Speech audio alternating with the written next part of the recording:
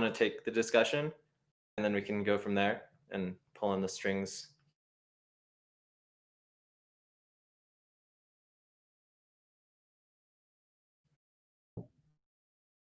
Awesome. So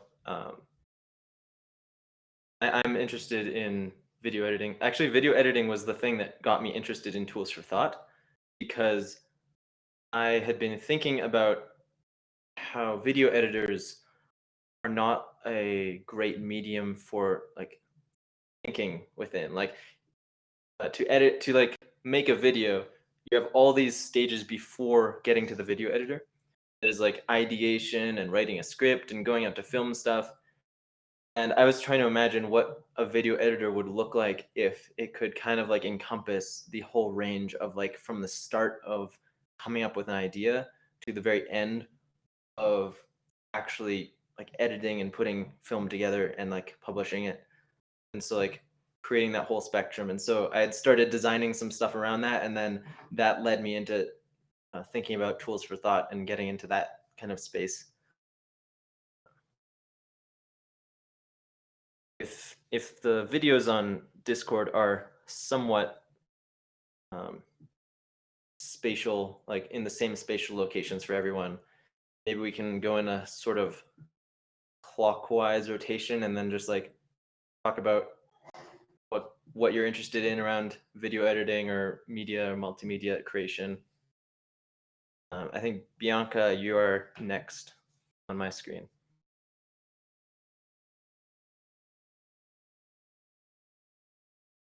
If you're there. Discord seems to sort. Sorry about that. Discord seems to sort by video first, and then from right to left with wrap. Yeah, I'm seeing that too.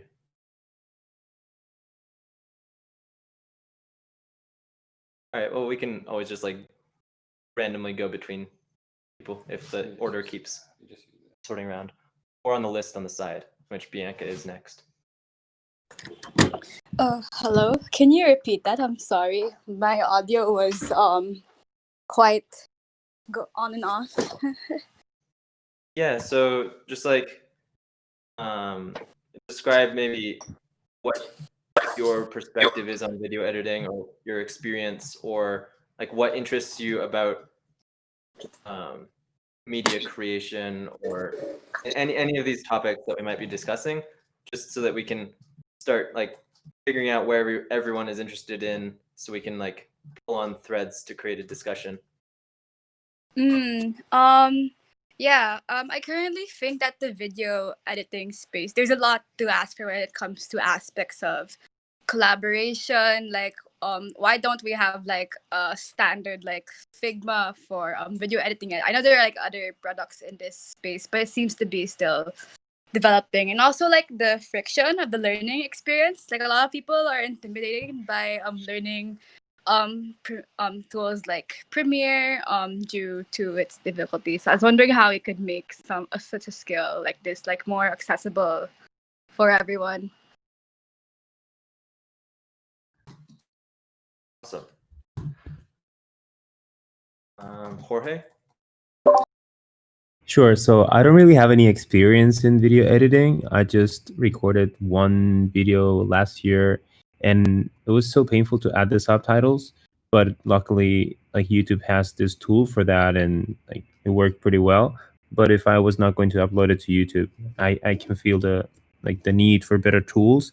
I'm specifically interested in what you have shared about the flow of the entire process and the different like angles or views that you would need to perform the different actions during the entire video editing process. I think that can be applied to other tasks. So yeah, even if I don't end up doing video editing, I would do like maybe screen recording. But even if I don't do it, I can definitely borrow some of the insights that you're going to share.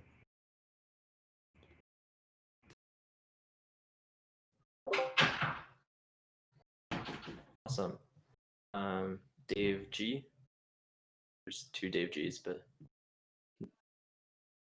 Hi, I think you mean me. Um, yeah, I have a little experience with video editing and using After Effects, and my interest is kind of in. Um, I'd like to learn more about storytelling and um, also the the parts before you start. Um, sort of, I found it interesting how you wanted to group kind of different processes in one um, piece of software, from what it sounds like. So yeah, interested to be here.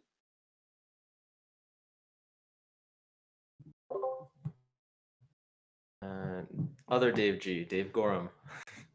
Howdy. I've been sort of doing video work off and on for 20-ish years.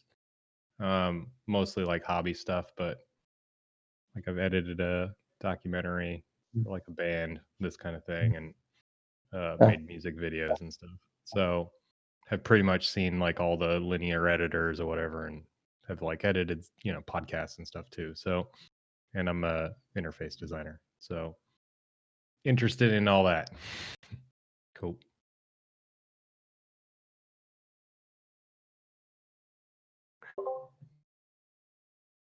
Geffen, you're next on the list. We're introducing what we're interested in around video editing or what experience we've had in the past. Okay. Um, I mean, when I was in elementary school, I loved to make movies, so I started to learn, various video editing programs, Premiere, um, Vegas, whatever. So I've used those for like many, many years now, quite extensively. I guess I think the most interesting frontier is um, AI applied to video editing, like Adobe has started to do already now, with being able to like modify what your subject is saying and stuff. Things that could ever be done traditionally are now becoming possible. I guess that's what interests me most.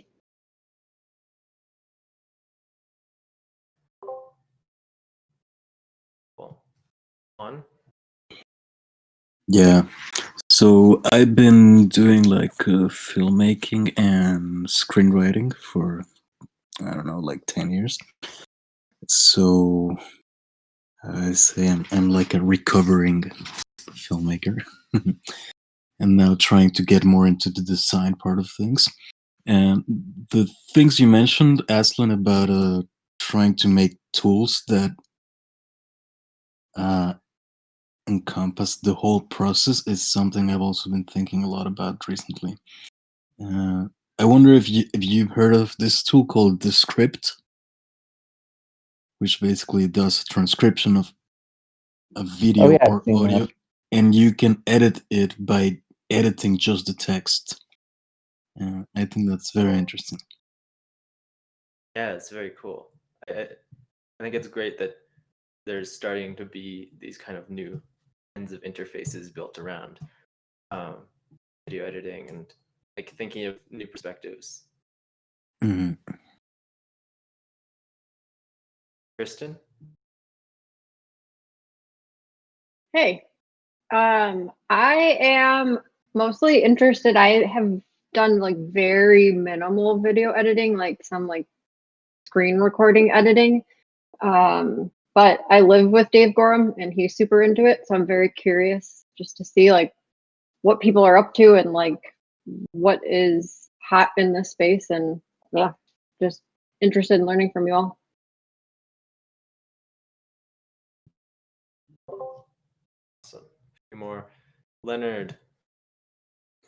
I've been playing around with both 3D animation for the Blender, Premiere Pro, and design. I think it's quite cool that video is this medium for communication, but the tools, I think there's a lot of work that could be done. I'm really inspired by Brett Victor's Stop Drawing Dead Fish and other ways to continue on that path. Yes.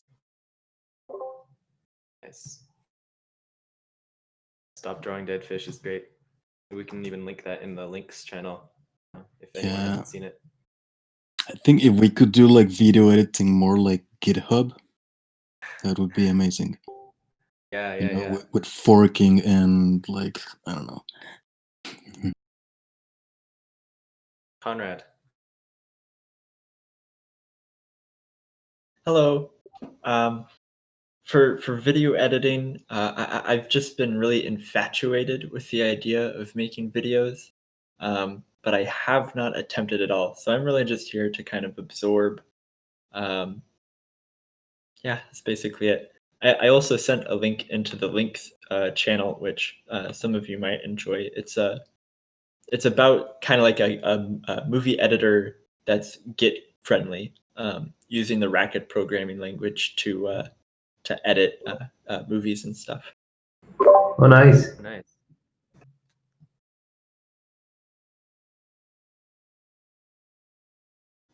Where'd you send that? To hash links in the voice channels. I can also send you an @ Oh, is it like earlier in the channel? just a little bit. Oh, okay.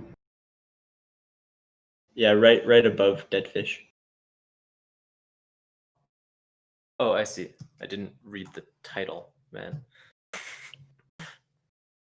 Movies as programs. That sounds great.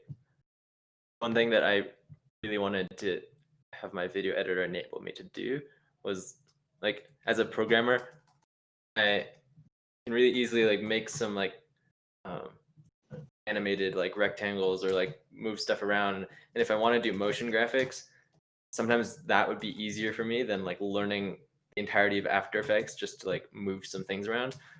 I've never found video editors that like enable you to like plug in very easily to some kind of programming environment. Yeah, I feel like the best you could do would maybe hack together some sort of macro system on top of your editor, but that sounds like a nightmare. Like I'm looking the way- forward to future. I'm looking Sorry. forward to a future where all of software is connected together and we don't have this boundaries between different programs. Definitely. Absolutely. And I think that's part of kind of my vision for software in general and tools for thought. And that like I see a lot of people in this space of tools for thought, like Rome and Obsidian and all these like other clones and other note-taking apps like Notion. Everything's focused so much on text and not nearly enough on like kind of moving between mediums. And I feel like text should be just like a single one of those mediums, right? And really it shouldn't like matter what medium you're creating in. It should be like very fluid and go between them, if that makes any sense. Right. Totally. Sav.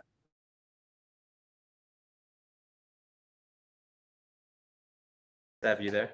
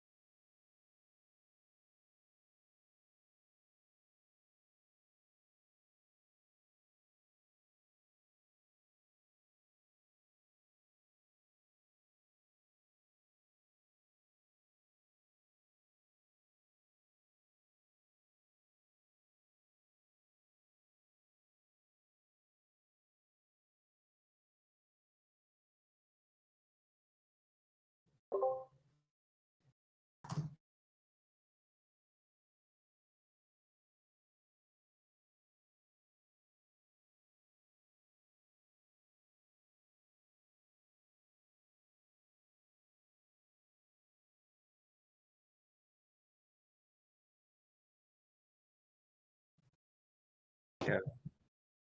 To pull on Yethin's point about artificial intelligence being applied to video editing, you can imagine a world where like you can start kind of imagining some kind of world in your head. You can be kind of doing like the very high level kind of world building on this, and like you're creating essentially like a feature length film just by like having putting your ideas into a system and having the AI kind of like fill stuff in as you go. And like the tools could eventually evolve to the point where just a single person could create like feature length films.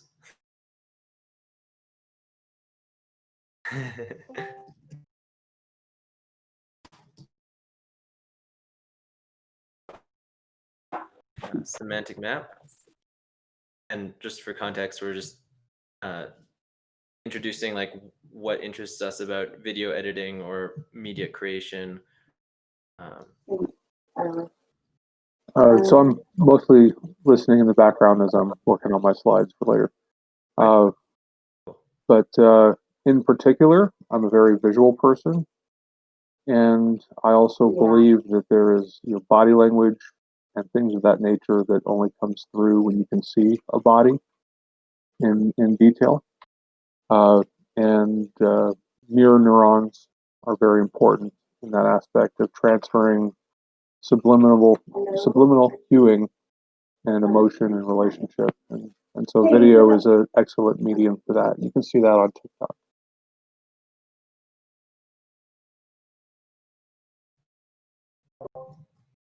Shashank?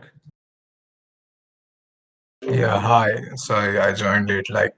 Yeah, I do have a background in video editing and movie making stuff. Like, I made movies back in high school, and like I won some awards in film festivals and stuff.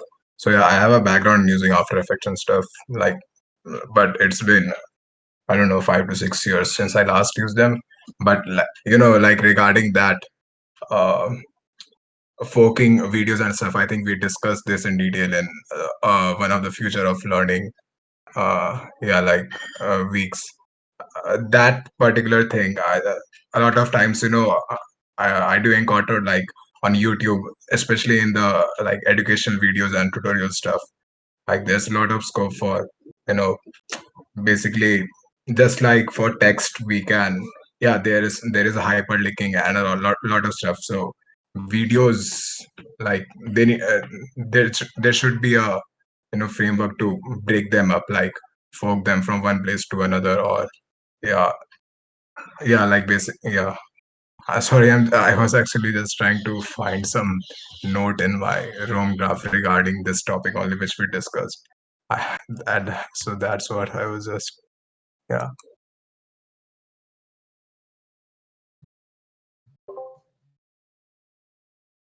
And lastly, Algo Kun, if you're there.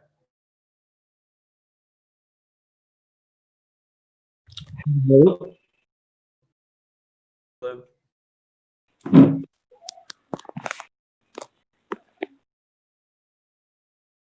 Hello. Hello. Yeah, we can hear you. Yeah. Like I'm just now joining this challenge, and yeah, I don't know what's going on. So we're having a discussion around video editing and media creation right now, and so we're just like introducing what interests us around those topics or what experience we have. Okay. So like basically, I most of my work is based on design things. So I basically use Figma for everything. Yeah, I'm not like I don't know about video editing and stuff. Okay, that's okay. Okay. All right, so I was taking a few notes as we went of the different topics people are interested in, things like accessibility, collaboration. Um, some people mention After Effects, so like different kinds of like motion graphics, storytelling, artificial intelligence, flexibility in the software, linking things together, and how like video is really just like a medium for communication.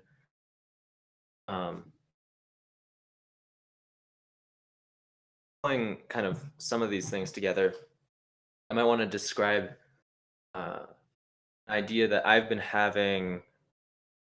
I was actually tempted to work on this idea during this hackathon, if I have time. I've been mostly focused on organizing stuff, so I haven't had much time to look at it yet. But I was imagining building a sort of video platform, but instead of using video encodings and like MP4s, basically I would create an environment where you can like draw and sketch and like add images and drag stuff around, and then all that can be recorded and then played back. And so instead of streaming a video, you're streaming like, say, like points on a line or like images or anything, and just like having them move around on the client, and then seeing what kinds of things that would enable to create from there. So like by breaking out of the medium of video, then I could go in and like say like you could put a link to another video inside the video, or you could embed another video inside, or you could pause the video and like pan around and like zoom in and out. And so you could like have a video that's like drawing and like sketching, maybe like Khan Academy style, and then you could go to the end, pause it, zoom out, and see it just like as a single diagram. Or you could have like a video that is like going through a very high level overview that's a timeline of history, and then you could click on any point on that timeline and then like jump to a more specific description of an event or time period. And so that's something I've been imagining, kind of breaking out of the medium of video and creating this kind of platform to experiment. It would also enable things like more collaborative creation. So like, say, inviting people and like recording a video, like Figma, like just like bringing people in, dragging stuff around, drawing, talking together. Or you could record something and people could easily remix it. And so if I put out a like 1-minute video asking about like a question that I'm really interested in, other people could remix that and like add the responses, and it could kind of branch outwards. And so that's one idea that's kind of been bubbling in my head that I'm thinking about recently. It's really interesting. I think you would get into the territory of video games eventually, because some games don't really save replays for your sessions, but instead just like save all the inputs or the sequence of events in general, and then re-render the whatever happened. And the reason why that's powerful is if you're in a 3D game, you can not only watch the replay but change the cameras around whatever's happening, and that's in many ways more powerful than video. But I'm surprised that you are even considering breaking out of that medium, because yeah, it's so powerful so far on the web. But at the same time, what we want is like the visual illusion of stuff moving on the screen, not really the MP4. So that was a great point. I like it. I know I found a site tutoring coding where they had like a screencast of someone coding, and you could hear their voice and everything, and then you can just pause in any time of the in any point of time and go in and edit the code and change it yourself, and then you can play back and continue the interaction. Yeah, I also seen something like this. Like it's called a video scribe, where you can do. I mean, you can draw things.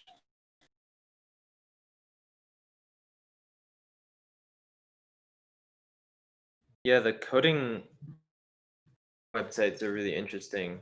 Yeah, it's and one of the like kind of big examples of breaking out of the medium of video itself and like being able to like go in and select text, because it makes sense. Like coding is something where you want to be able to reach into the video and just like select text and copy and paste. And it's crazy that it's 2020 and we cannot copy like a word from a video, right? Speaking of innovations in our medium, I'm going to send a link to the Lakes channel. Basically, it was it's a 5D chess simulator, and the Twitter was like, So oh, going this is into your that. point, Jorge, about video games, Yeah, something I this is feel with is video that like games. video games and movies are, I feel like, on a path to almost merge at some point, in that especially with AI being developed further and further, eventually you'll have movies where you could just like pause and just like be looking at this vast city, and just like, instead of following the like guided camera, you could just like go off and explore, right? And then like Yeah. video video games and videos kind of merge to become just like an experience that you can either like watch or take part in. It's like kind of interesting. Absolutely. I was sort of waiting for this machinima movement to do something like that, but it ended up being like generating video out of with whatever rendering engine that we're using. But if we could do that, then I mean, the applications are not limited by anything. You just can build any simulation, and maybe to when Saf was talking about robotics, for example, then why would you build a video game for that or a video explaining that? You can just have some mix between them and then just pause it when you want to get into more detail about a specific component or like understand how mechanism works and then hit play again. Along that, Juan, it I'm would be interested. Oh, sorry. Keep going. it would be quite interesting as well to explore different possible lines down the video. So instead of having it concretely linear, you might turn the perspective a little bit and continue playing the video, but yeah, from a different path. Wasn't there something recently that did that? It was like a choose your own adventure movie or like TV series. Maybe you're Exactly. talking about a Black Mirror episode, huh? Which was called Maybe, I don't know. Bandersnatch, and you could choose like different stories. Yeah. Yeah, probably that one. Did it have like a kind of special interface on Netflix for like switching paths or something? I've never Yeah, actually seen it, so. exactly. Please watch it on Netflix. I've made the huge mistake of watching it from China, where Netflix was not available. So I like downloaded the video, and it made no sense to me. Allegedly, apparently, it's very, very good. But yeah, don't make my mistake. Nice. Yeah. Juan, I was gonna ask you what your thoughts on like AI assisted like world building and like the potential for filmmaking and video games to kind of intersect at some point. Not entirely, but like in some ways, like if you've had experience with screenwriting, what are your thoughts on, instead of like writing an individual like script, but maybe like being almost like a world designer, creating a larger experience over on top of that? I love the idea. I would love to create like characters and like you say, a world, and then give it off to everyone else to just explore and do whatever they want with these characters. You know? And potentially, if you describe the characters and this world enough, an AI could fill in all the rest. Yeah. I suppose you've heard about AI Dungeon.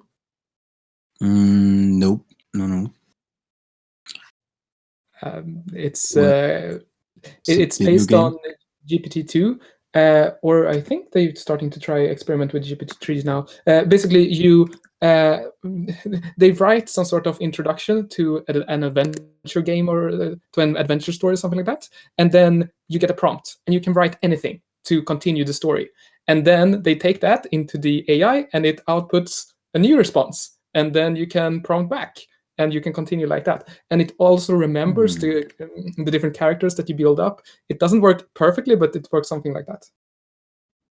I saw some video. Really interesting start to this kind of like AI assisted storytelling.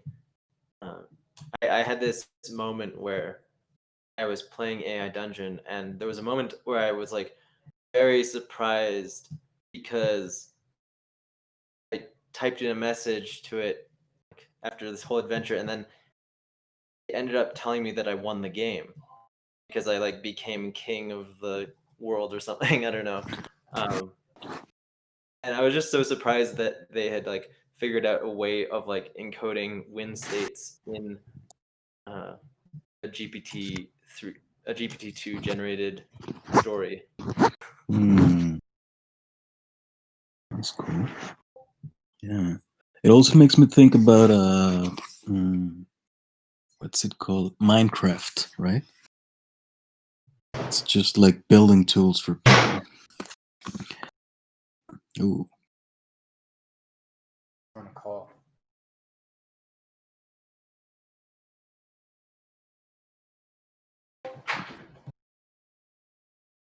Yeah, definitely.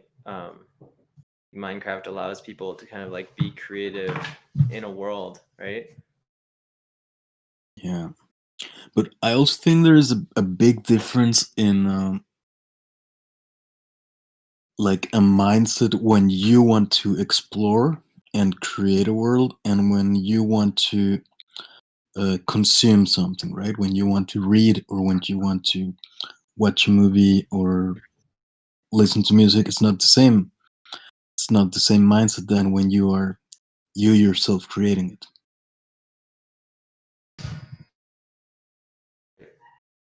But what I really like about where things I think are heading is towards being able to remix anything else that other people have created.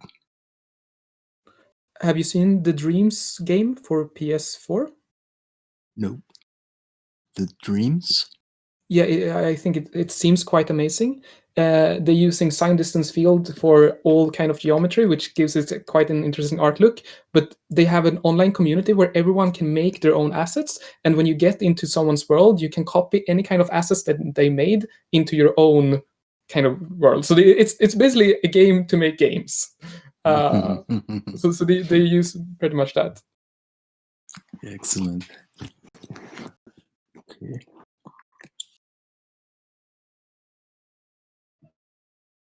Yeah, I think I've seen pictures of that before, but never actually played it.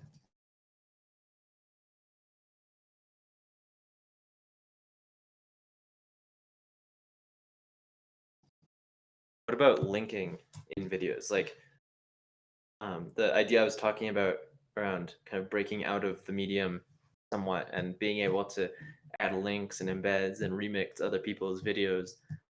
I think that could be really a fascinating platform and enable people to learn together, or like, it would enable all kinds of new social interactions between people through this medium, and being able to link to other videos or comment being like, oh, that's similar to this, and like I feel like you kind of create this almost like Rome for video or something. I don't know.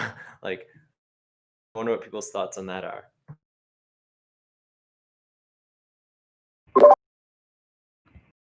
Yeah, in my case, I've been sharing, actually using Twitter as a learning journal for a few years.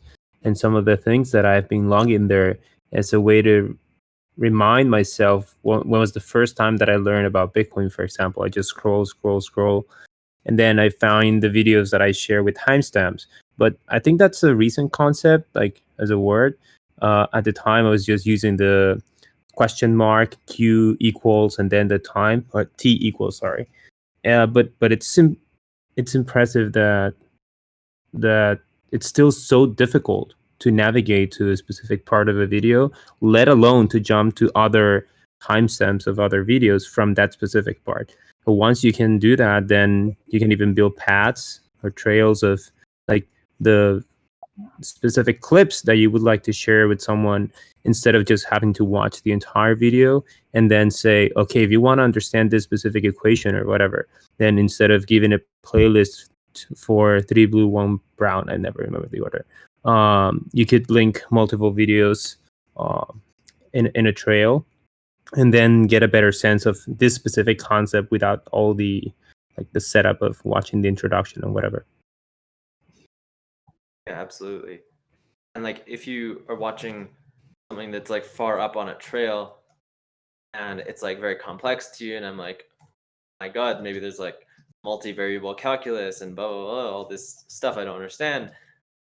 What if you could just like click on something in that and be taken to a video of like, oh, you clicked on multivariable calculus, so here's a video describing that. And then if you don't understand something in that video, you can click on something there and kind of like Exactly.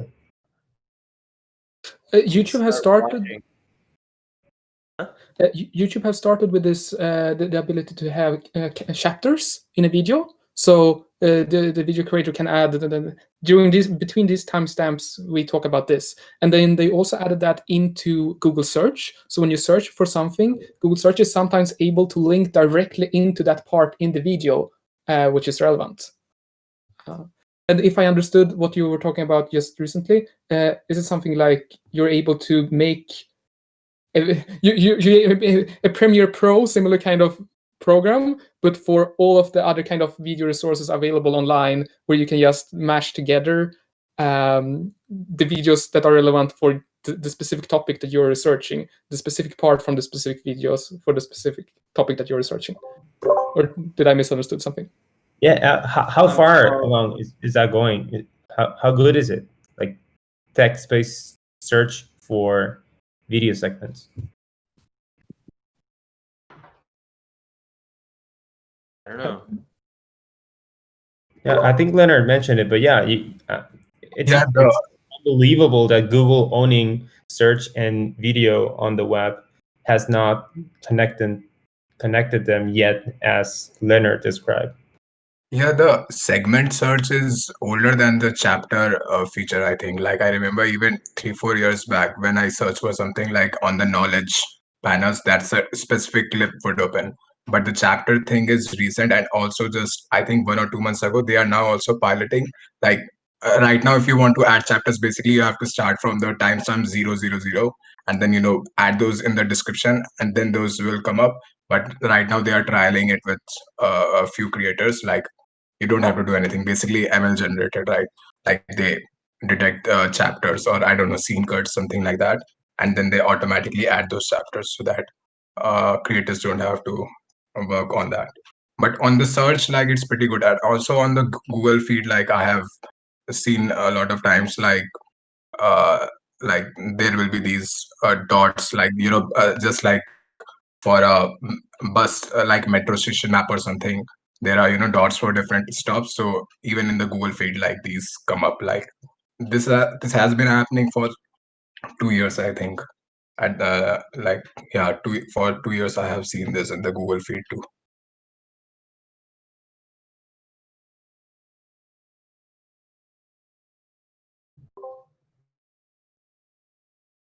Well, like YouTube's incentives are not necessarily to improve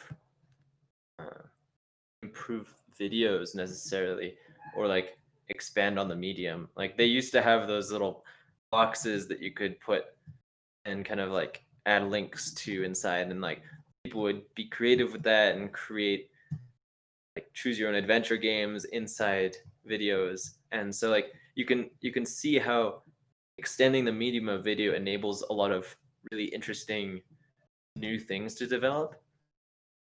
But then they removed that, of course. And so sometimes like the things they invent or like add on to the medium, they end up just like removing because it's not making them profit.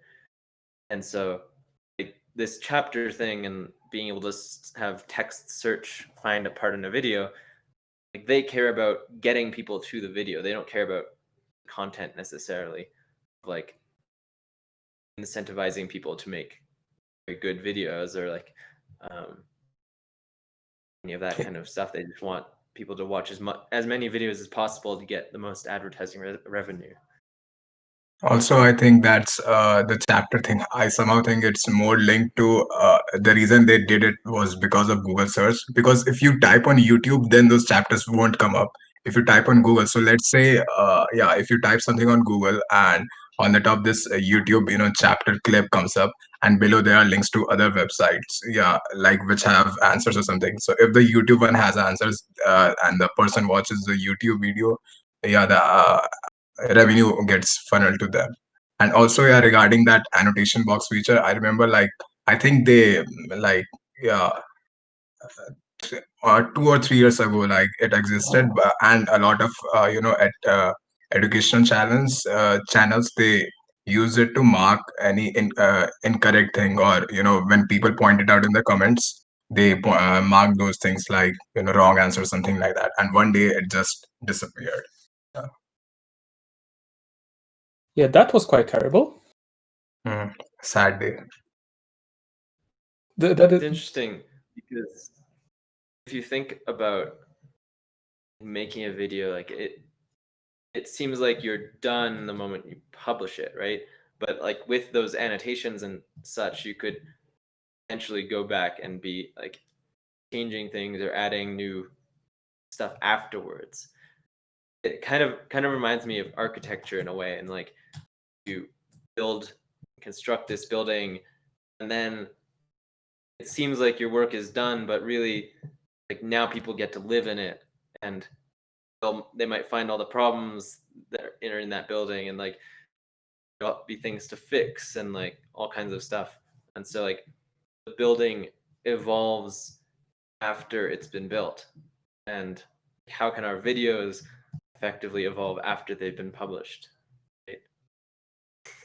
And yeah, regarding that feature, I think there may have been, like, I'm not sure, but there may have been another aspect to why, they removed it. Like, I remember 5 to 6 years back, a lot of YouTube videos had these, if you hovered over them, they had these same boxes, but in transparent color or something. So, they may lead to spam or something, right? Like, clicking would lead to, yeah, malicious websites or something. So maybe that might have been the reason, like, people just populating it. I remember, like, a lot of not like obviously the good creators, but some did misuse that feature, like populating filling the video with boxes like when you hovered on the screen, so they would get activated, something like that. I don't know if any of you have seen Chinese video platforms, but people can post little messages that get shown over the video. And while you're watching the video, there are hundreds of messages just like scrolling past. And honestly, it's very distracting.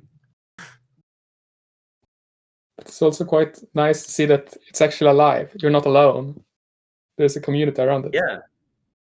Yeah, you kind of like see that kind of real-time community, almost like reminds me of those SoundCloud comments, where people can comment on like individual points in a piece of music or a sound. Also the reaction buttons in Loom, like when you are yeah. What you were saying about making the video. Yeah, so like being able to see that kind of real-time community around it. Also with like live streams, and like if you live stream on YouTube, for example, any comments or things on the side are saved in their timestamps, right? And then like if someone goes back and watches it after, I think it shows like a replay of that. Yep.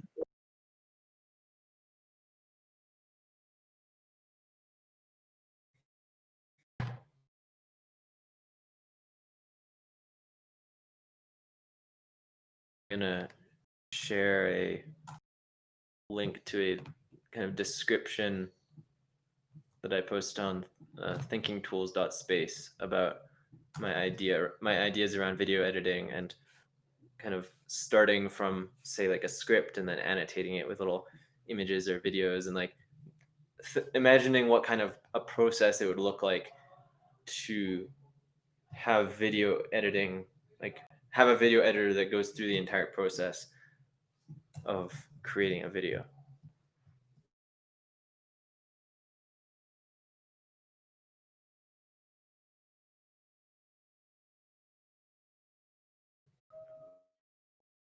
What is the thinking tools.space?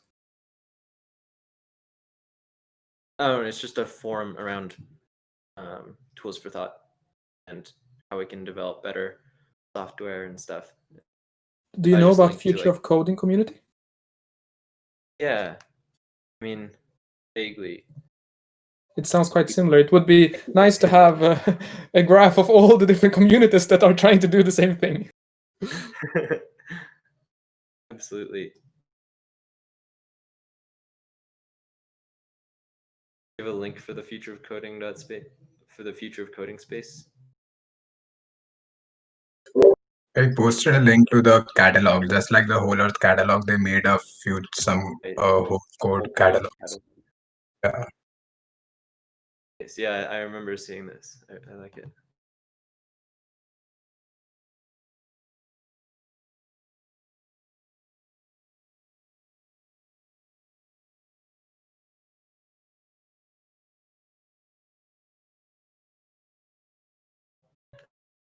Maybe we need like a whole video editor catalog to find all the crazy experiments around video editing and different ways people are following it in different directions.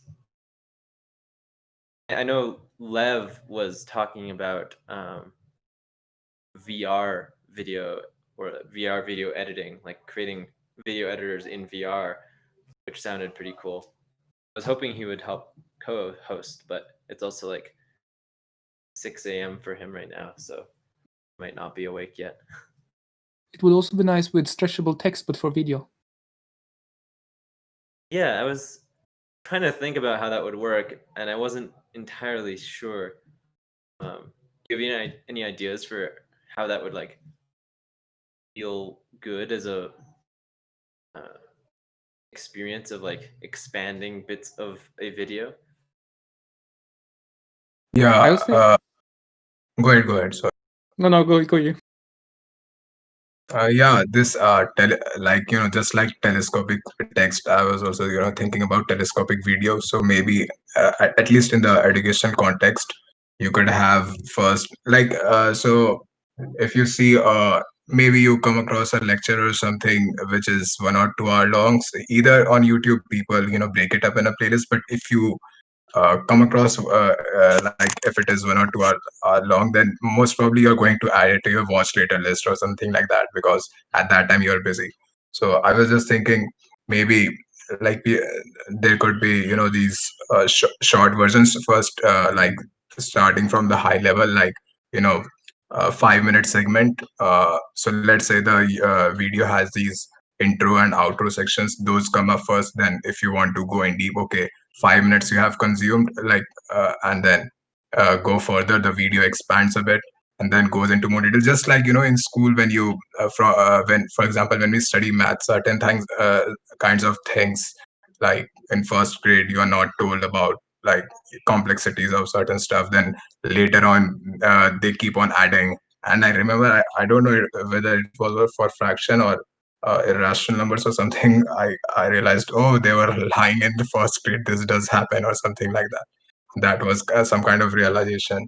Yeah, so that was my thinking behind it, like having some kind of basically, let's say, uh, not JSON file, but let's say a video had these segments with importance levels, like level 3, level 2, so level 3 segments would combine into one, then you go into or level 1, then level 2, level 3, you keep furthering as you progress. That's a great idea.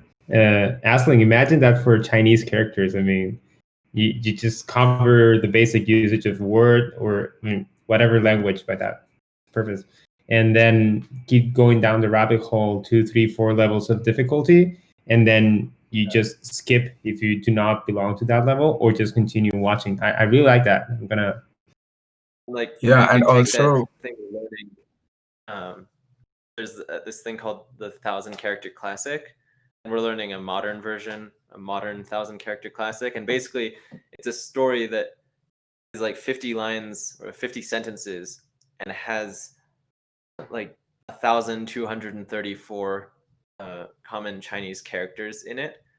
And so just by being able to read this, once you get through reading this, you'll know 1,234 characters potentially.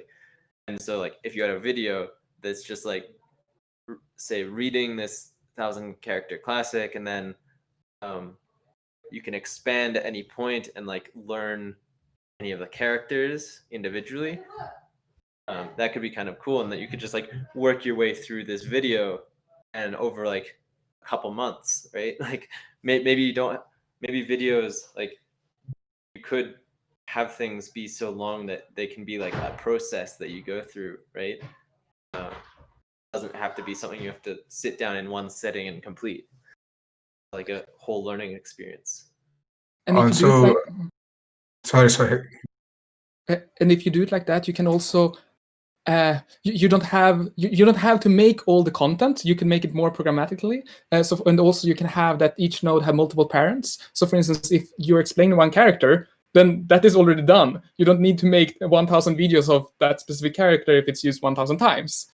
And it will be able to fit and transition well, and you can go into it. And then also you can select larger parts, and then you might also have videos about the grammar that comes up. If you just select the character, then it's just the character, and then you can zoom in also about how the stroke order, etc., etc. But if you select a larger part, you can get the grammar, and if you select a larger part, you can get the history and about the sentence, and divide into multiple different areas. And I also imagine, I think I saw some post, it might have been you that showed it, but about this zoomable text or stretchable text. There's one thing about expanding one piece of text and stretching it, but you could also see multiple alternate realities. So if the text sentence starts here, then you could see that you could continue the sentence either like this, or like this, or like this, and those different paths, could be alternate paths that you could go down through. Yeah, I think that was one of my recent tweets. Yeah, and also this concept of telescopic video, one more aspect, positive aspect to it would be like if a certain topic is daunting, then like on YouTube for certain topics there are a lot of pop science channels. So maybe first you could zoom out and get a brief grasp of it, and then if you want to zoom in, get further deep into it. So at least you get a brief idea of it. Whereas if you just jump to a 2-hour video, then most probably it goes into some bookmark folder or watch later thing, something like that.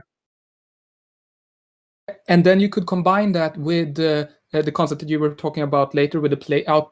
I'm still not sure if I understood what you were saying correctly before, but as I understood it, it was that you could make your own playlist, but the playlist is not just of videos, the whole videos, but the playlist could be of segments of those videos. And then this links quite well together with this ability of have stretchable text or stretchable videos, because then each part of the video is just a node. And if you create a playlist with different segments, you can take the nodes that you want and just put them together, and then make your specific kind of interactive video for the thing that you're researching. And then instead of just having a read later list, you have your own tiny short 5-second videos that you then can zoom into if you would like to.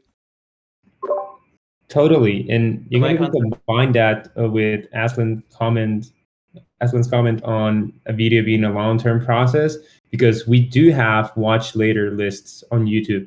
But for me, that's a never go there place. I mean, I just click that button, but I never go there because it's like 300 videos and I'm never going to watch them all. But if somehow there was some way to like selecting or pressing watch later to a specific segment, or the system determines what's the most important part for me to watch, then I could have like a live stream and I just click play and it combines or remixes like the most important parts of that watch later list.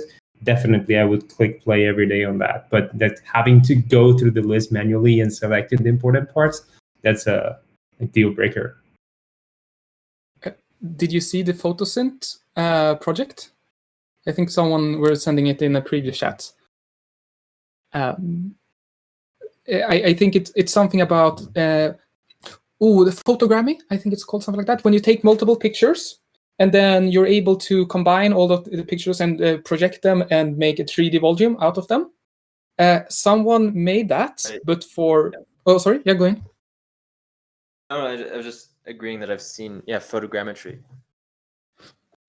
Someone made that, but went through Flickr. So if you search for some cathedral, then it went to Flickr and took all the images for that and just made a photogrammy for different pictures that any random people have taken. It wasn't just one specific person that took all those pictures, and it wasn't just for one specific point of time, but any kind of person that have uploaded a picture of that specific cathedral to Flickr. They were able to pull those images together, do a photogrammy of it all, and then you could explore the space, but from multiple different perspectives and from multiple different pictures. Imagine doing that, but also for video. So then if you're having a topic, you could explore the topic from multiple different videos that might have different perspectives on it and be related through other things.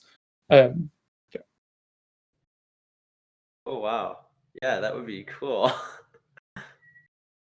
And so like how that worked is like you have locations on all the pictures, right? And they do some like computational analysis to figure out the exact like position and angle that it's pointing at, right? So that you have all these different images at all these different angles.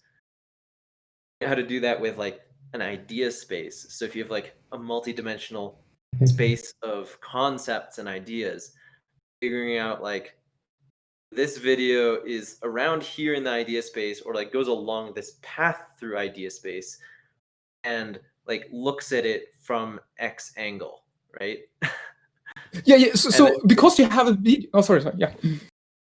I was just saying, and then you can take any kind of concept or idea or thing you want to learn and see all these videos coming from different angles. You can see like, okay, this group of video comes at it from this angle, this group of videos comes at it from a different angle. And this is absolutely not impossible because it's a video. So if you go in and look in the YouTube chapters, but if you do even more better processing on it, you'll be able to see that for this part, this is what came before, this is what comes after. So you already have the perspective encoded in around this video segment. And also, if you take this video segment, then you can also zoom out and make a summary, because we have algorithms to make summaries. Then you can make summaries at different level of details. And then you can see, for instance, if you have one video where your professor is talking about some subject and he's just mentioning a little bit of something, then you could look for other videos that have that thing as the top level summary and then expand on it. So if you took that, thought that was quite interesting, when you zoom in that video, it might be automatically linked to other videos. I don't know my language, but yeah. And in some ways, like we were talking about like stretchable text and being able to expand a part of a video. And to some extent, I feel like it's almost better to focus on like linking things together, both like having a way to link things together manually and be able to say, oh, this is similar to this other video, maybe watch that first, or and also being able to link things together algorithmically. And then if you have those, then you can explore from different angles, right? So if I'm watching a video talking about like, maybe it's in Chinese or something and I don't recognize a Chinese character, right?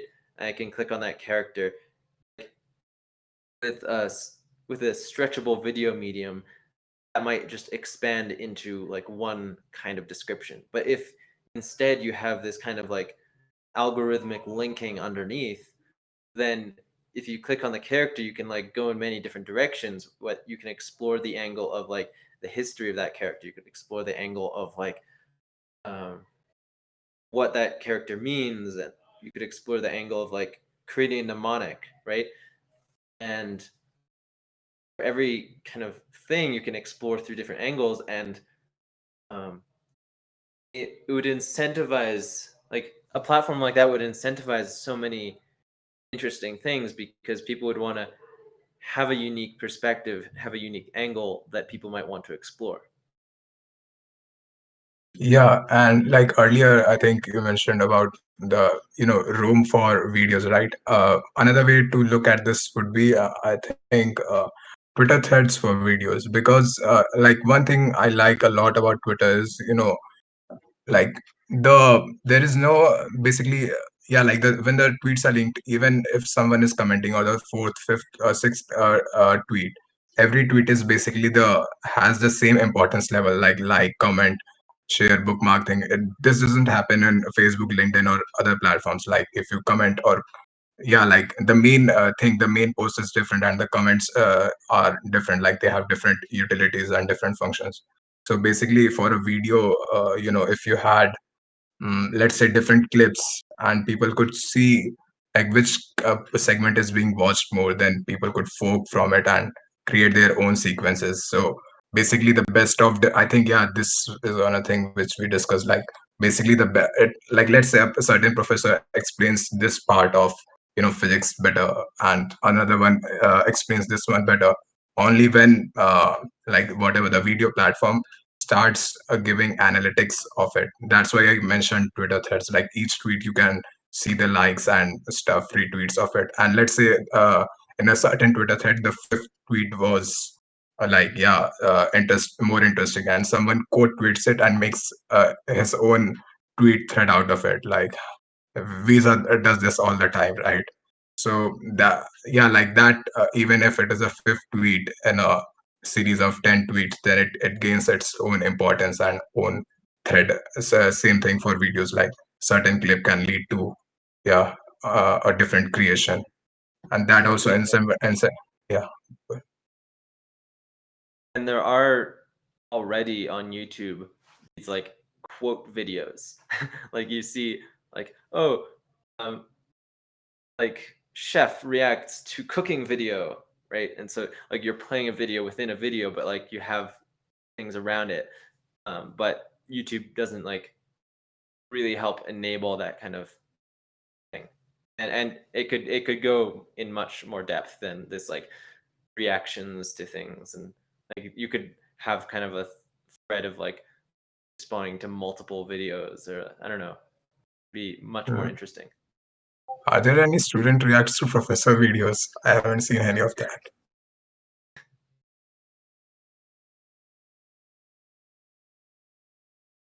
Student learns from lecture video. And you won't know what happens next. It was some kind of clickbaiting. Well, there are certainly some presentations that would be worthy of that, especially with physics presentations. Yeah, but wow, you can make so much with this. Also, another thing about this with stretchable. What would about your what do you call your thing? The thread interface. About this thread interface, you could visualize videos, and about the user interface, you could visualize videos as the movie strip. So if you have a movie strip here, and then the other threads that go around, then you can just see it in the Z dimension, all the different kind of threads that link, weave in and out, and see the actual movie strips of that, navigated in such a way. But I really like the quote that reaction videos are basically quote tweets for videos.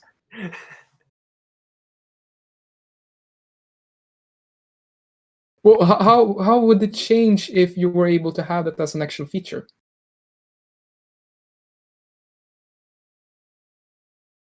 Reactions, you mean?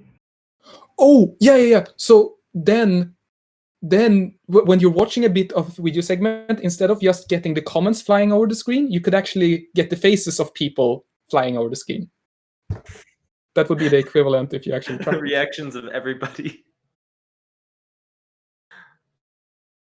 You're able to rotate everything in 3D and see the audience and see like everyone and see all the faces right.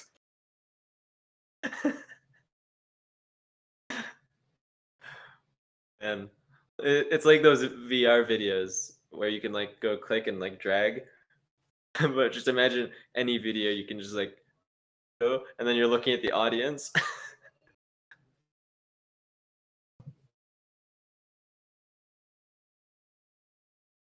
I think all this kind of threading of videos and being able to quote other videos or remix, I think these would be like really big for education. And like currently there's a lot of educational videos, but one problem I see, I think this is a fairly big problem on the internet as a whole, is like the incentive is to make usually pretty flat content.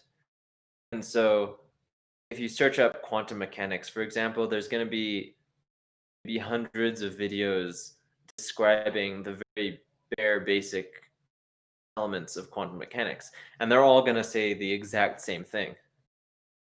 If you're searching up some topic in history, like all the videos are going to say pretty much the same thing, usually just very basic overview of the field or what happened.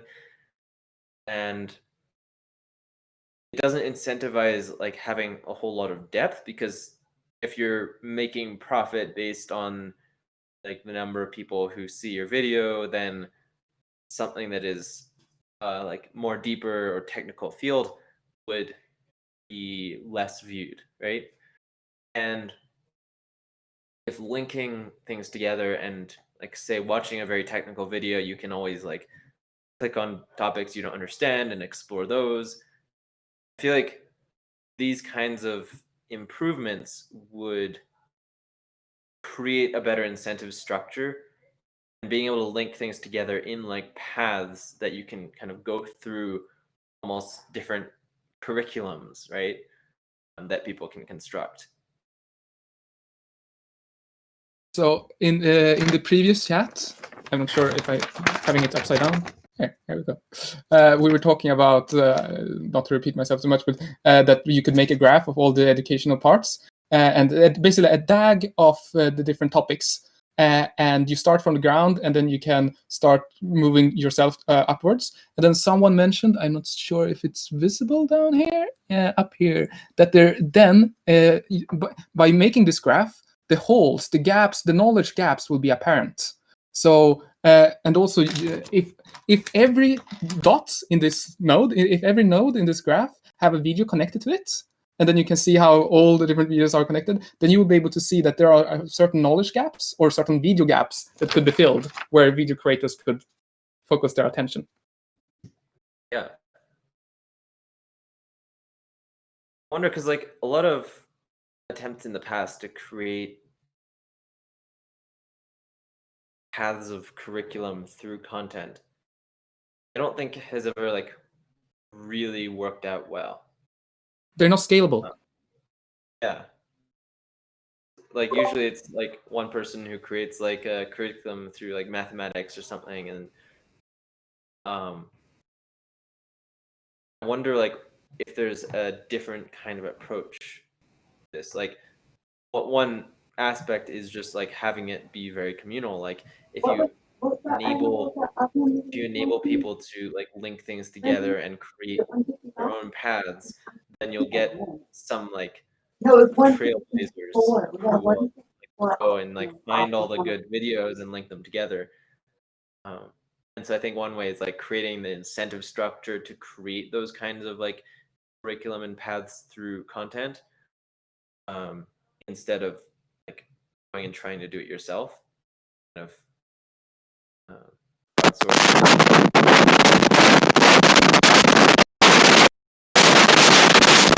Break content up into digestible pieces, and you need a map of dependencies between what do you need to learn before you can learn the next thing. And then it's basically a skill tree that you dynamically expand, tackle out, and how do you kind of gamify or plan out your expanding skill tree, and then asking people to come in and help you advance to the next level. I also love that if you do it like this, then you could lower the pressure of quality quite high, in the sense that if you put out something and a lot of for one person to learn, and then a lot of people start going that path, then you could later fix that and make it higher quality. Yeah, I think the question there is, if you're not really talking about creating resources, let's assume like the individual components or pieces of knowledge are somewhere out there, uh, web pages, for example. And then what you want to do, as Aslan was saying, is create this sequence or this trail. Where do you store this metadata? Because you're not creating the data nodes. You're just creating a new data structure to store the sequence in which you want to present it, and then maybe share this path with someone else. But then you don't need to store the web pages. You just have the links to those pages, of course. So I think it comes down to those two things. Where do you store the links to the links, right? And how do you share them? Mm. I would use this thing called IPFS. I don't know if you've heard about it, but it's basically mixing up the ideas of like blockchain with BitTorrent, sort of. I love their name. Yeah. Sorry, I interrupted you. No, I agree. But what I was thinking about, you were talking about like a curriculum sort of thing, or in which there is like already a predefined path. But how, like we don't know what new knowledge we don't know yet, right? Well, So how? aren't we able to know that, or at least know where there are gaps? If we map up everything, can't we see the gaps? Sorry, I interrupted you again too early. No, I don't know. I mean, how do you describe the gaps, Leonard? Because sometimes it's evident that you have two nodes, and then the logical conclusion is to have something as a combination of them. But most of the time, it's not obvious, and then you get surprised. That's the point of invention, and you're like, "Oh, I didn't know there was a gap here. I almost stepped on it, but I didn't." So I don't really think it's a matter of identifying the gaps, but a matter of letting people like have this chance of making those connections that should be evident, but they're not. And in that way, advance science. So sometimes it's going to be at the edges, of course, like you move to the frontier and then you find the connections between the nodes at the frontier. But some other times it's just going to be in the like previous territory between things that you thought were already invented. Yeah. The other thing about curriculum, Juan, maybe I don't know if you were getting to that, but one of the questions that I have is granularity, because once you solve this problem of tying items together, then you have to decide how big it's going to be, how big this item is going to be, right? If you just tie videos of 1 hour, maybe it's not going to be as useful as if you tie 10 like 1 minute segments. If you tie like really long web pages, it's not going to be as useful as if you link like really concise paragraphs. I don't know, but what's the granularity? What do you guys think?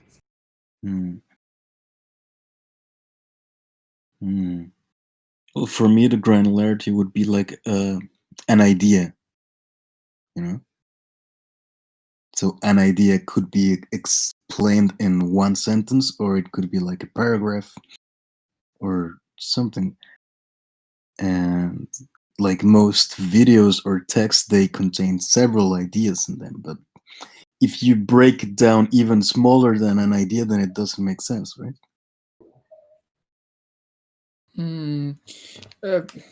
Yeah, that becomes quite tricky because I started watching a series that MIT put out about quantum mechanics that was very nice, but the whole thing was built around that the introduction didn't talk anything about quantum mechanics. They talked about boxes that they used that didn't seem to have anything to do with the quantum mechanics for the first whole hour or two. But then they revealed that they really had been talking about quantum mechanics for the whole time. And that was like, wow. But that is quite hard to make a summary. How do you summarize that? Because you need the build up for that. So understanding, I've been a teacher in the past, and what I've noticed is that you use analogy and metaphor to transfer existing understanding from one domain onto another domain.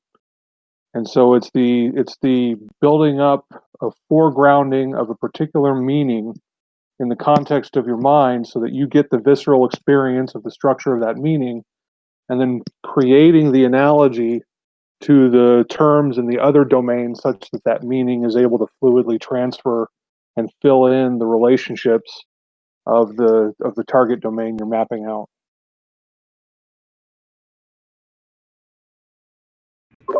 How does that work? Transferring through metaphors. I mean, technically, is there a limited number of things that can be learned at a base level, and then a remaining number of concepts that can only be learned by analogy and metaphor, or is that just a shortcut? That's where your brain melts. Basically, your mind becomes super fluid, and you can map to any structure because you've got all the primitives at play, and you're able to piece together substructure dynamically.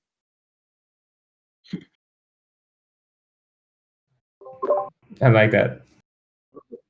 One of the problems Beautiful. with metaphors is that, like, sometimes they're reducing information down too much. Like, maybe a group of people have a metaphor. They all, like, this metaphor maybe comes from, like, a whole bunch of background and understanding and reading about a topic, and they kind of decide on this metaphor that really represents an idea very well. Then describing that metaphor to someone else without any of the kind of background information sometimes can be interpreted a very different way than these people interpret it. Hmm. It's like, Yeah, well, it's a shortcut basically, but it depends on a shared context, right? And if you don't share that context, the shortcut doesn't work. Yeah, so I would say that the pedagogue or the teacher is like a DJ. It's trying to feel the audience and feel what kind of existing structures do you already have in the brain. And by using the bug kind of techniques to try to push something onto you and see how you react and see where you crash, and then read the error message and then get a little bit better understanding of how your structure works. And then when they have a perfect model or a better model of your internal structure, then they can formulate their message and communicate it in such a way that it fits your existing structure and can build upon it to make that bridge or to make that such a metaphor to give you the new structure towards the new knowledge that you're seeking. you know how we were talking about, like, having all these different perspectives and links, and like having videos that are like different perspectives on an idea, or being able to explore between, like, oh, I haven't learned this part, I'm gonna go jump into that. And you said, like, about the DJ just there, I just imagined, like, a teaching concert or something where the teacher isn't standing in front of a whiteboard or something, but is instead like remixing in real time, and just like there's videos playing, right? And they're just like doing some stuff on this thing in the front of the class, but they might not be like actively teaching. It'd be really funny. Yeah, I like the DJ analogy. Like, just like the DJ ups the beat as the time goes by, similarly, the teacher increases the difficulty level of, maybe problem solving and stuff. So, yeah, really cool.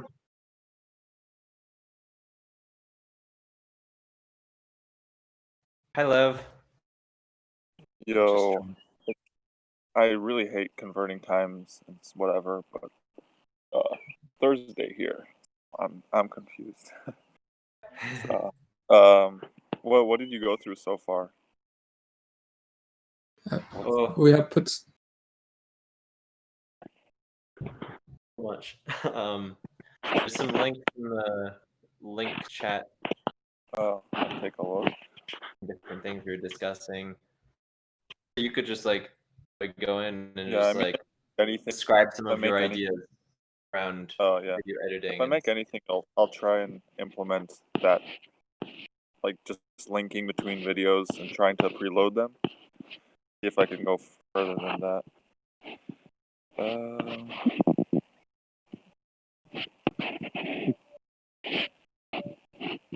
yeah, Dreams is really cool. Browser.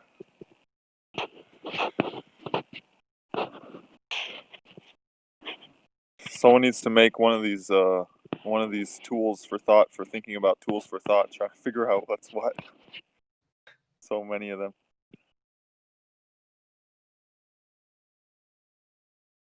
Yeah, we were saying like there's all kinds of different communities and forums, and we should like map them all out.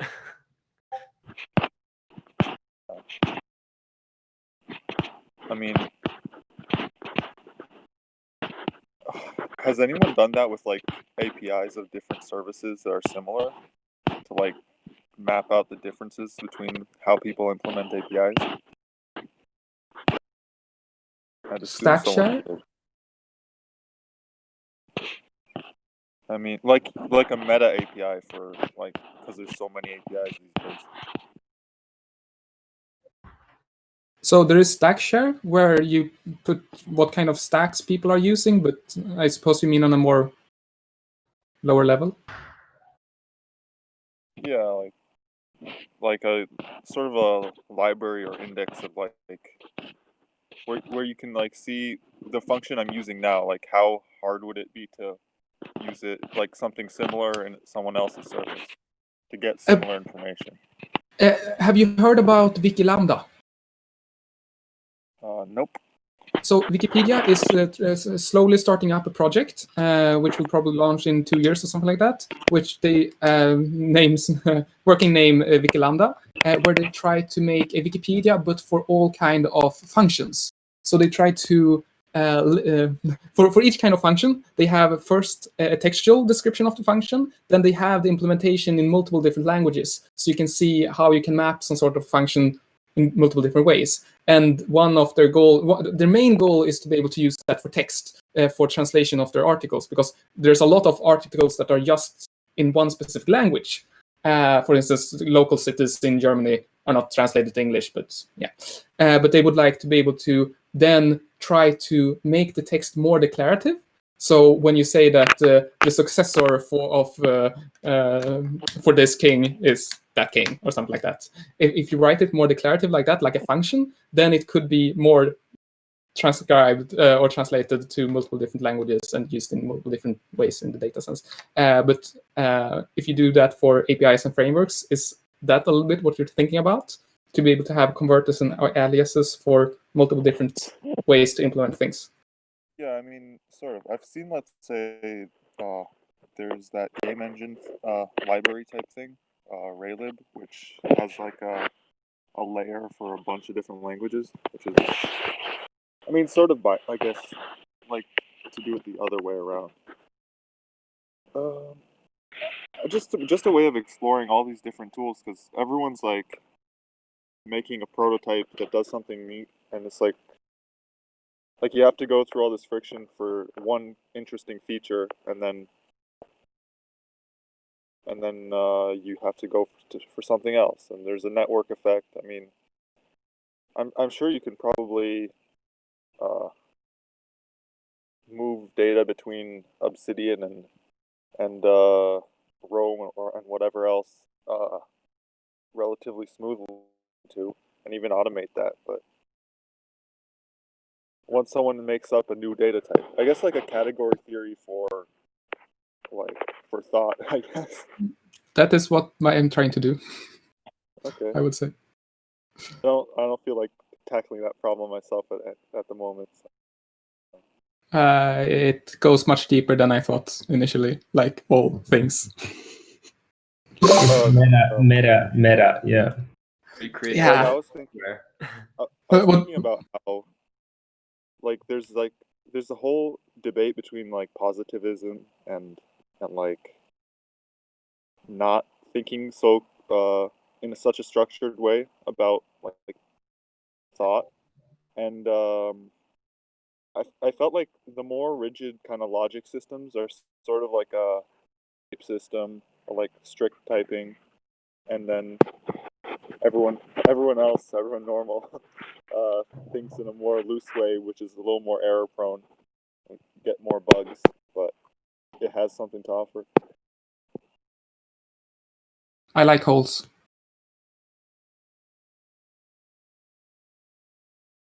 So, did anyone go over, I don't know, VR, editing, whatever?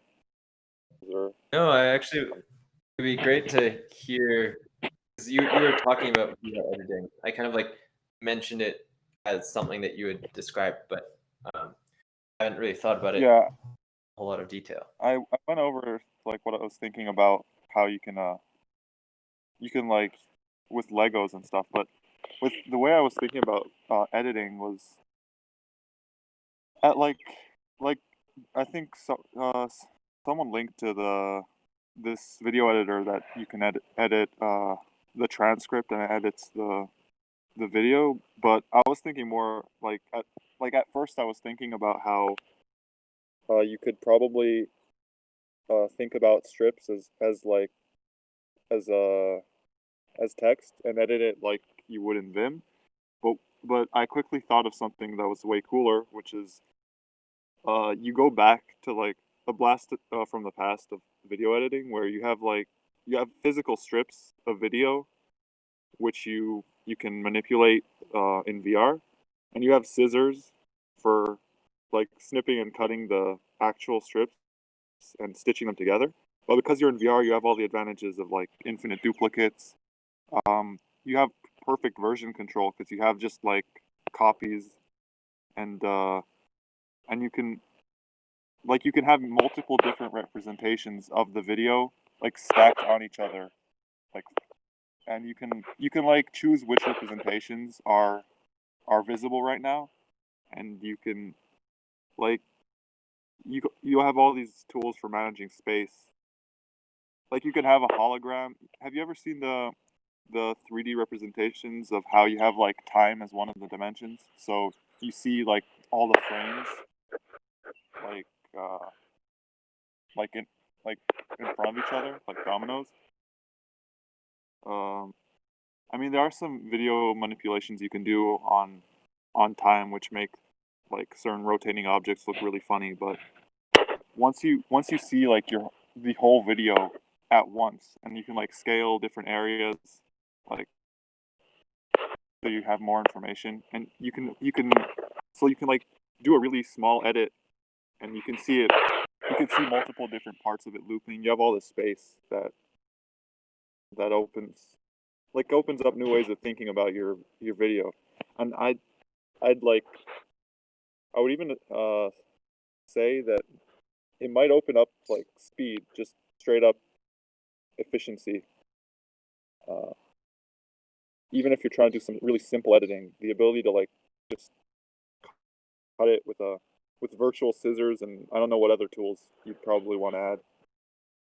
But like a simple example is you want to add some text on a video, you place it in and you see it like in every representation. One of these representations is better for having a little bit of text on the bottom left of the screen for a certain amount of time, and you see when it comes in, when it comes out, and you can manipulate that sort of like you would with like onion skins in a 2D animation software. But I mean, I did link to a piece of software called Roomba Animation where you see like ghosts of the character throughout time, and you can manipulate any one of them from your frame.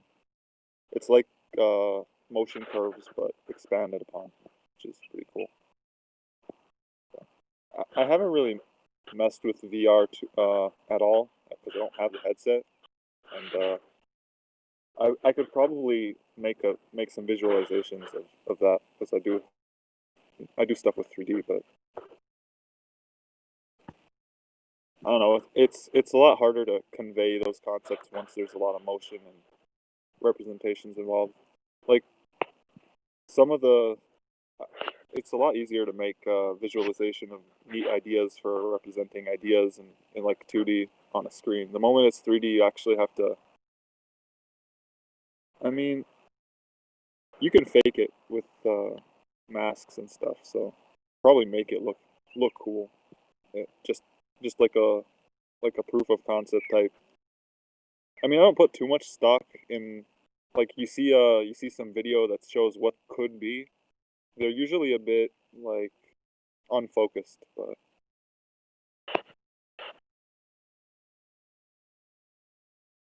So having it in virtual reality allows you to interact with it with your hands, which just that gives an immediate beneficiary for for starter users. It becomes obvious how to interact with it from the beginning almost. And it's also very nice because video, especially, it's quite messy in the beginning when you start editing. And you like to, it would be so nice to be able to just put things all over the place, and then just dragging your hand through the video strip, you can see and play it or something like that. And then you can just slice it like Fruit Ninja. Yes, slice, take that, stitch it together, drag your hand through it, and just see how it is. Circle it and move it. Circle it, move it, place it, find it there, drag your hand through it, and see how it becomes. And then very, very, very quickly get a rough draft out of it. Though I'm still unsure. Yeah, sorry. There's also, you can implement the idea of a magnetic timeline with a piece of, like, a self-healing piece of video where you cut it and it's like snaps to like close the gap. For sure. Though I'm still wondering, for advanced use cases, I've seen some people that are just crazy with shortcuts on Premiere Pro, and it's quite fun to watch. But one thing I've seen is that, like, the amount of setup required for that is insane. And a lot of times when you modify your workflow to a certain point, it can become a bit inflexible too. Like I've seen, let's say in Blender, like you can get pretty crazy with shortcuts. But one thing is there's a lot of different tools for making the workflows faster, but a lot of them don't really work together because they just don't. So it's like it becomes kind of hard, man. Like if the base workflow isn't that nice, like, and doesn't give you a lot for free, then you can make it a lot more efficient, but it's sort of within a really limited space. Like,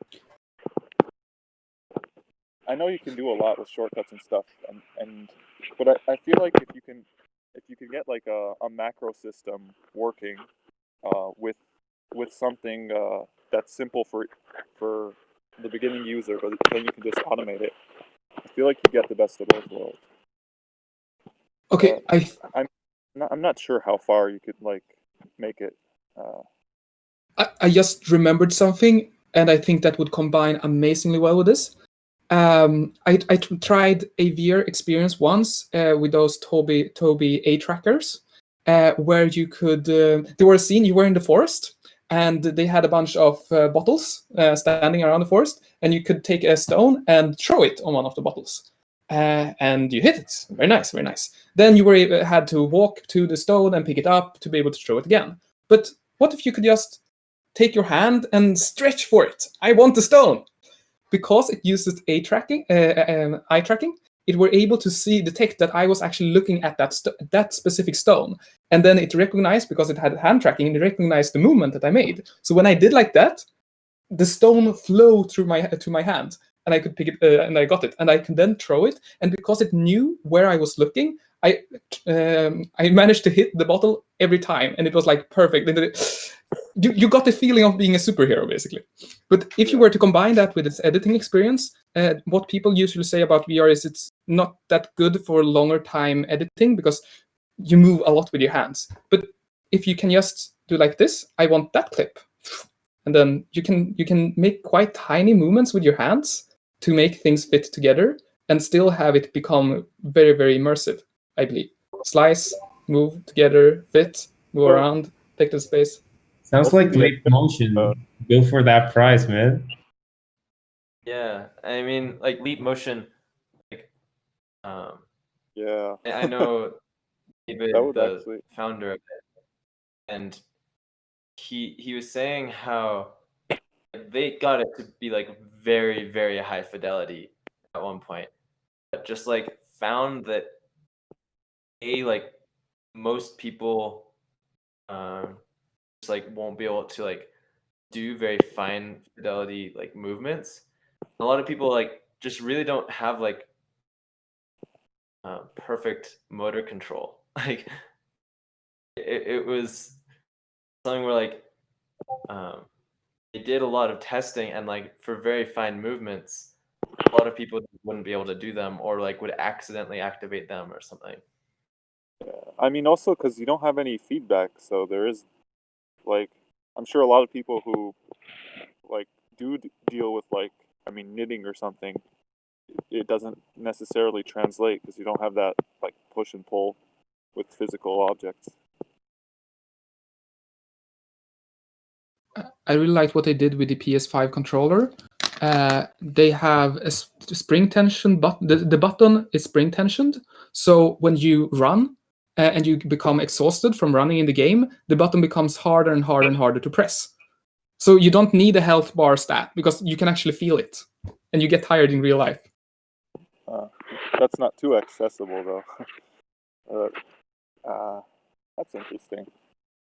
I mean, the thing with tactile like controls, I had another thought about how like I've done ceramics for like a year, and I'm still decent at it.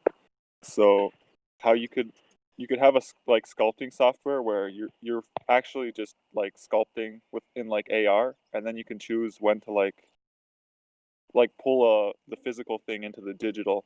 So you can have a sculpting software where you like quickly make the shape in with actual clay, then like make a sound or press a button. Hope probably a sound because your hands are covered in disgusting clay. Uh, and then it's in there and it gets stuck to your like bigger model. So you can make a little detail, and then it's like way faster than let's say ZBrush. That's another that would be really really cool to implement. Like also clay is one of the easier 3D objects to photo scan because it's so like consistent.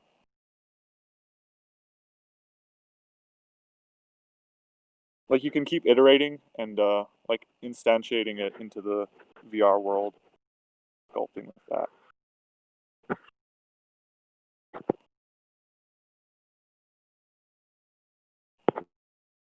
Have any of you seen any of the 3D clay printers? I've used one. I was taking Yeah, a computational ceramics class last semester that I was in school.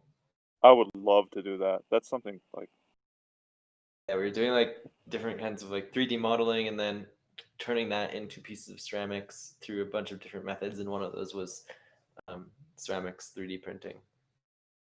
that stuff's cool. I wonder if you could combine that with a like a wheel where you're printing and like what do you call the thing that spins? I know it in Hebrew, but Drejskiva. huh? Drejskiva in Swedish. In Hebrew it's Odnai. But yeah, so you could have it printing and spinning at the same time, like you and the print. I don't know how fast the printers are at this point, but it'd be cool to have like a console connected to your hand, and when you go over the area where it's supposed to be, it comes out. One That'd be thing that we if did your hand could was be the 3D printer like head at the same time, and you're sculpting and adding from the palm of your hand like a tube. It's a different kind of superhero.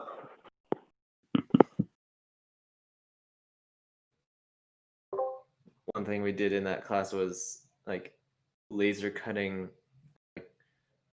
of acrylic or something, and then just using that on the spinner on the pottery wheel to kind of create a specific shape that we've designed.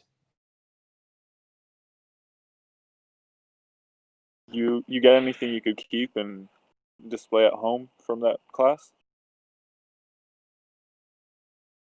I don't even know if I have any of it because it was all at school and then COVID hit, and I've not actually gone back since. So Yeah. I don't know, all my I stuff mean, might have just been thrown away. half the dishes I use on a daily basis are dishes I made or my sister made. Hmm. There's a lot of like clicking in the background on your side, Lev. I don't know. That might be like if you're on a laptop, like moving on the trackpad and clicking.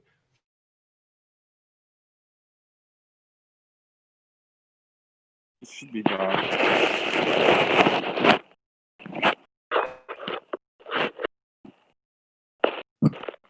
I mean, it could be the birds. Yeah.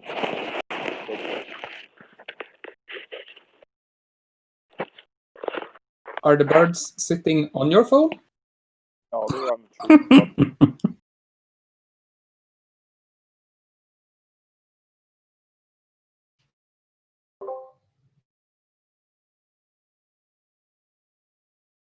I like the bird sound though. Like yeah, I did hear them earlier today. Close for you, Kat.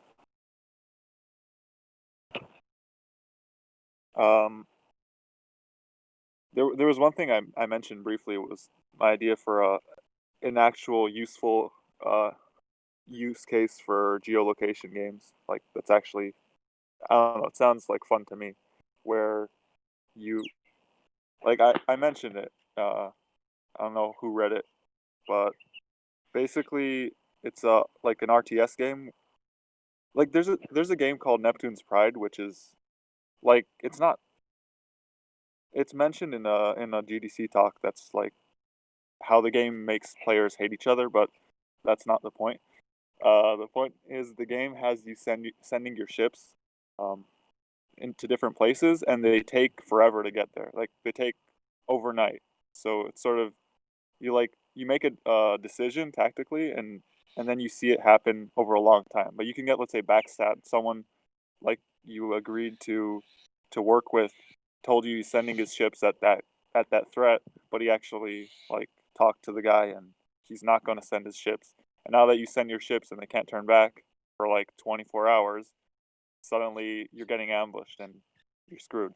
So I thought of that with a geolocation game where there's fog of war, which you can only like get information by walking around, and like you're the scout ship, and you're also the communications ship. Like you can leave messages, but otherwise your fleet is extremely slow.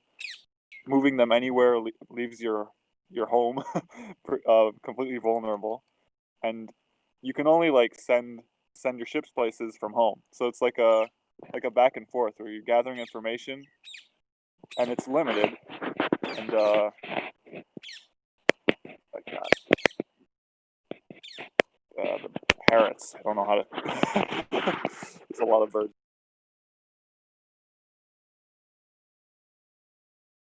I mean, I think I had some solutions for the problem of someone like trying to cheese the game by driving around with their car, too.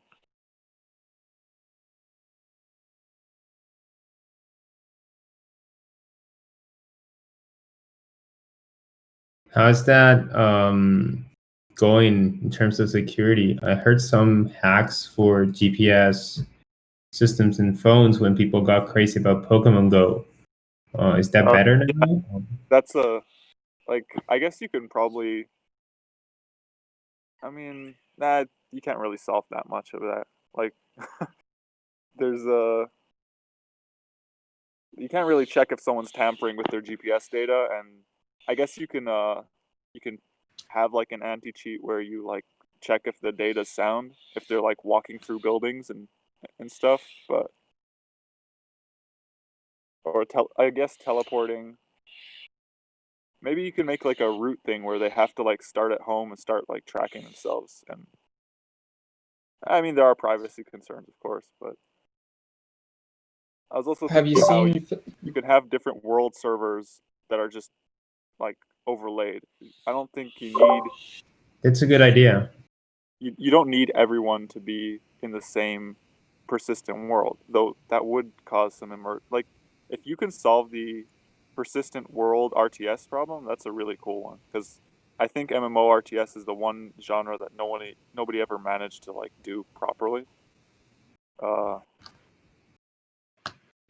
Like you can make, I don't know how hard it would be to make a game that's balanced where like new players have an advantage over the world-spanning empire of like these three guys from different countries that agreed to like conquer and because a game like that would, at first it would be pretty like fun and local, but then you'd have galactic empires. And I mean, I guess you could share information between players, and that would cause like a huge advantage to teamwork that would kind of be unfair for single players. You could always like, and I guess getting a bit off topic from video editing, but I wonder if in that you can have like the bigger players really mostly focused about each other, and then a lot of like newer players can be like doing very small attacks on the bigger players and like getting resources and stuff. So yeah, they could be like rebels. off, but they don't have time to really pay attention to those like smaller fish. Yeah, it's like guerrilla warfare. Like I guess small players can start in like asteroid belts while you slowly upgrade to large planets and solar systems. It's like, I mean, in a game where like you could give some asymmetrical advantage to like starting players. Maybe they have more stealth. Maybe they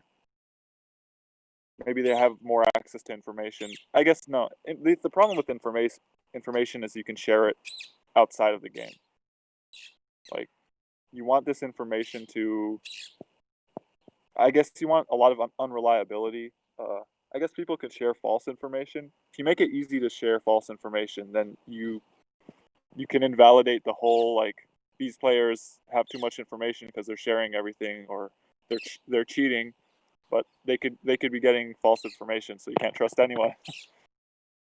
Like, the problem with these games that have a lot of dependence on this trust is that they make people act really awfully. So I guess you can keep it on a small scale and maybe make worlds for the more crazy people.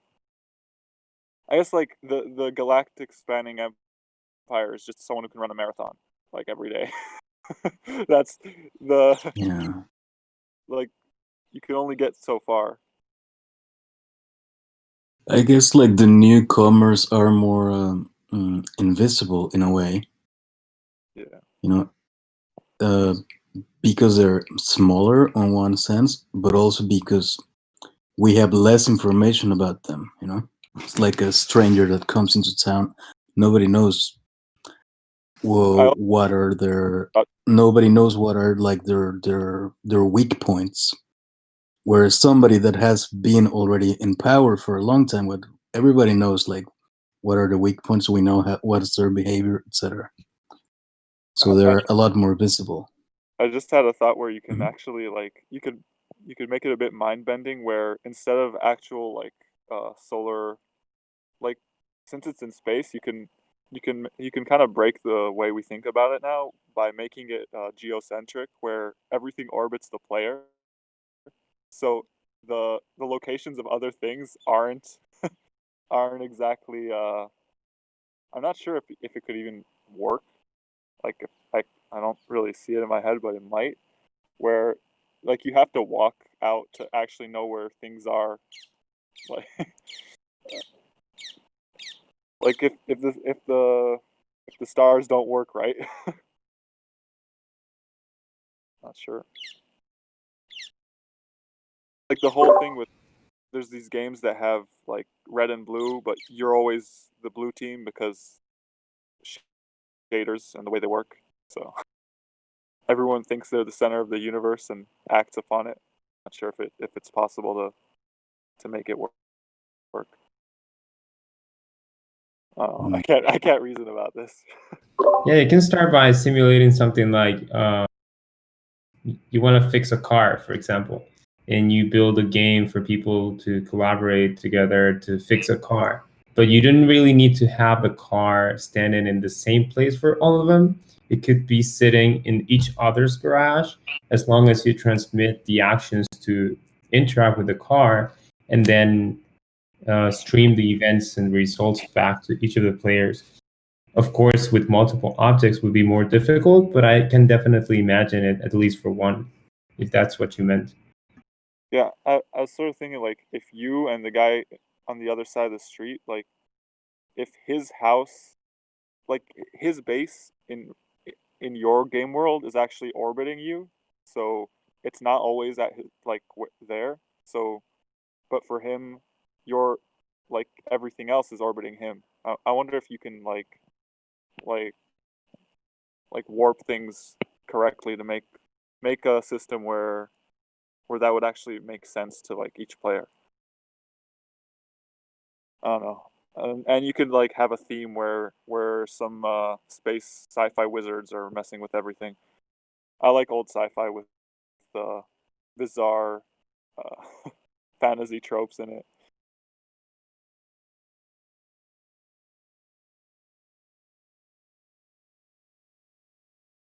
I really like the idea of making worlds.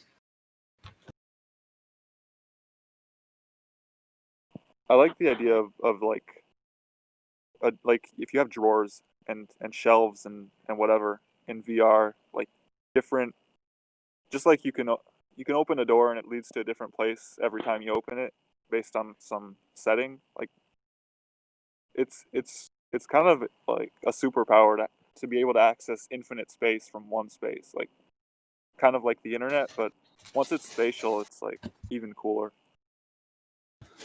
Non-Euclidean geometry.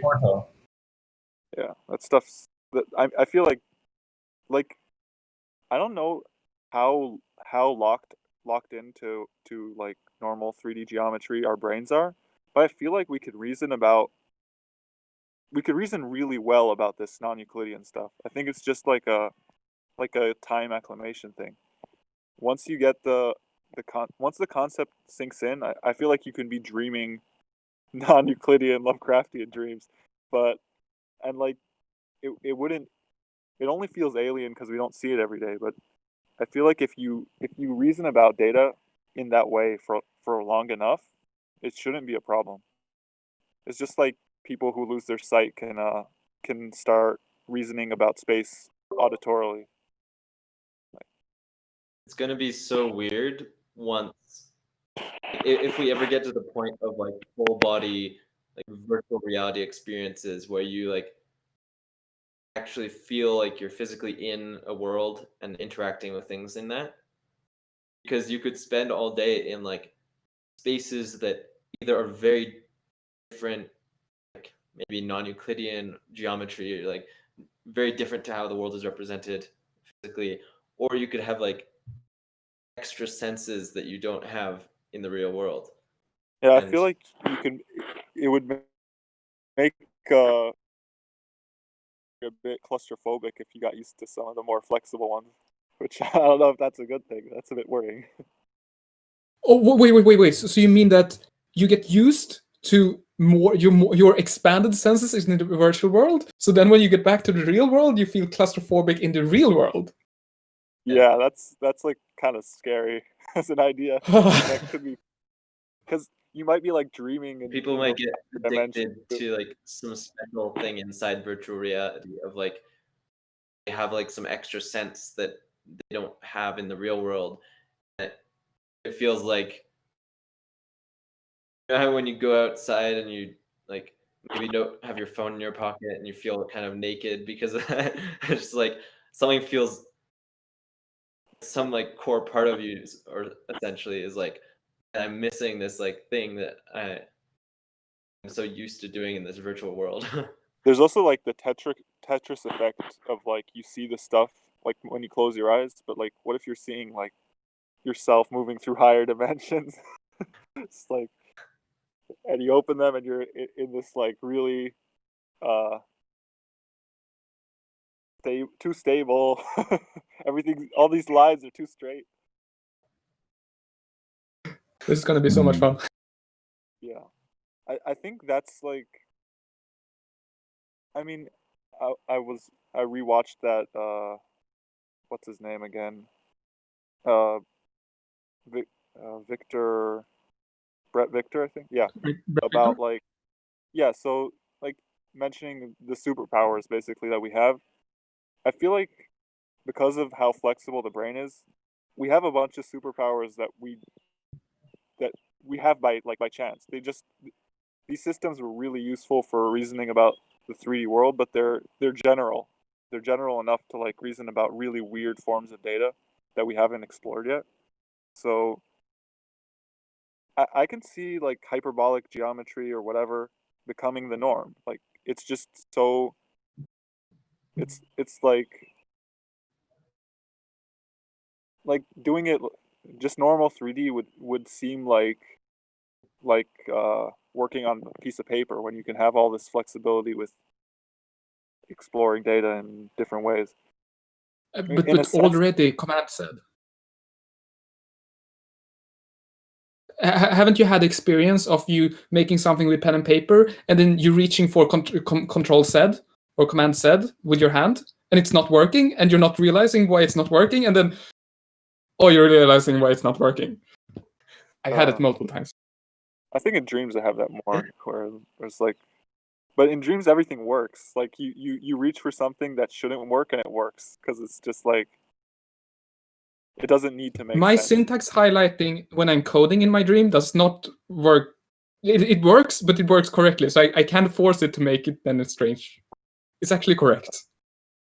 There are people who have syntax highlighting on actual stuff they read, the synesthesia stuff, like mostly with music, where you see the notes in specific colors all the time. Like you don't see them, but it's like your brain is firing red when you see the middle C. Yeah, that's really cool.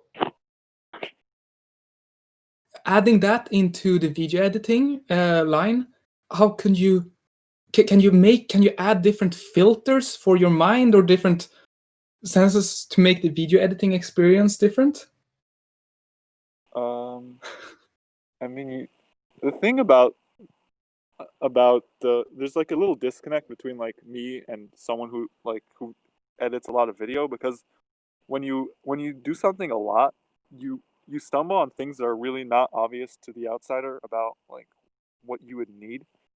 So I feel like if I start developing the software, I need to be editing like hours of video to just like happen upon the problems that are like a little deeper than the surface level.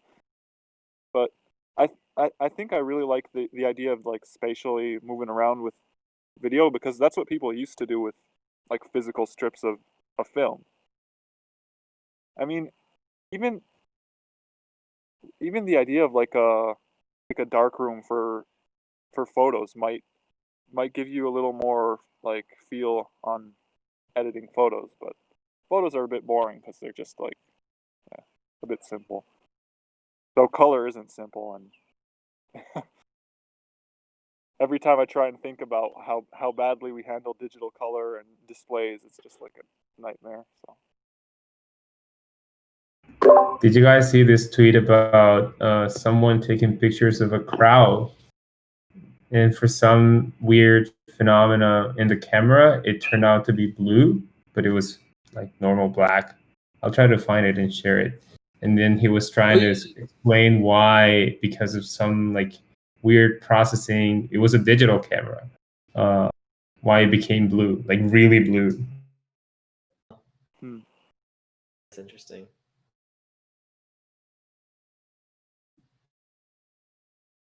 Also, what do you have behind you?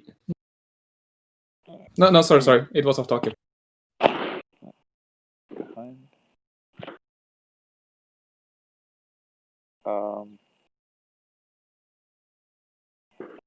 I mean, people are trying to edit music in VR, and like, I feel like I think the attempts have been kind of inconsistent, but I think the idea of like manipulating samples, I haven't seen it like in that sense. It should be a lot more powerful than what we have right now. of the random ideas that popped up earlier was, what if there was a teacher DJ where they're like mixing together different videos to teach a topic, like in real time. Yeah. One thing I really like is there's this really huge difference between like telling a story in person around the campfire and just like reading it or that sort of thing. Um, I mean, I remember I had a teacher once teaching history where the way he was like his gestures and the way he moved around when he was talking about history got everyone hooked no matter what. And I mean, also there's a lot of power to like exaggerating when you're teaching, like having really like kind of absurd examples to like bring your point across. Sort of like a stage. So I mean, if you made a random lesson here or there, a puppet show, it might actually just make it more memorable. Like the DJ idea can be taken like also like the idea of a summary can be really cool when you have video and like also there's the whole I feel like you could probably revolutionize the education system by just having every teacher forced to teach active recall and how memory actually works. And then like if you want to remember anything, just do that. Everything else is like kind of crap. I mean, once you know that and let's say you're better at memory like thinking about sound or visuals, then like it's not that learning becomes trivial because it becomes as trivial as like working out and like gaining muscle. It's it's hard, but it's like you know what you're supposed to do. Like most people who get into that world and are healthy, they're able to like to make progress, and it's satisfying. And if you can just get education to that point, I feel like you've done enough. Like, obviously, you can enable it, and let's say running with a team would probably be more effective. But if someone knows the exact steps for him to get better at whatever subject it is, I think that's the goal.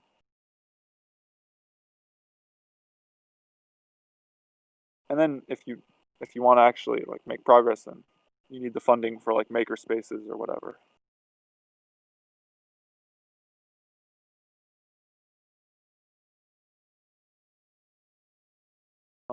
Right, there was those crowdfunded consoles and stuff that didn't go so well, but I guess VR did. Why has nobody done that with like a controller? Because I feel like those should be more affordable by now. The game pads. Uh, that hardware should be Kinds of like everywhere. MIDI controllers or something. Yeah. Kind of want to look into experimenting with MIDI controllers at some point and just like figuring out how to integrate them into interfaces in different ways. Like, how could you like improve your video editor or something if you had like a huge panel of knobs and sliders? I've seen people. There is like some way to get open sound control working with Blender uh, on your phone. I think it's probably with Android, but I mean, if you want to do something with that, go the route that like Reaper has the digital audio workstation has a feature where you can host a server with let's say track controls, and then you can open it on your phone and just press play, mute, solo, all those sort of things. If you make a flexible like playground like that, that's where it's really easy to like tie uh, this slider to that feature on my computer or whatever. I mean, that's about like that's what you want.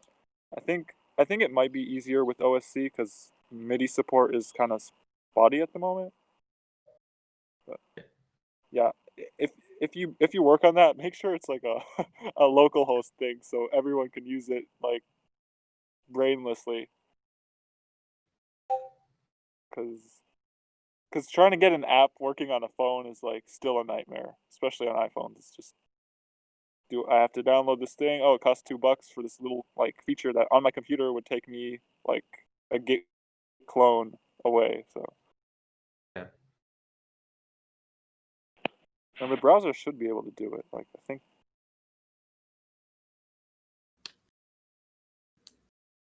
Don't know about I think I've seen. Sorry. No, go ahead. I was just gonna say, I wonder if it would be useful for Lev if I like give a brief recap or overview of some of the ideas that I was describing earlier around video editing and creating video platforms.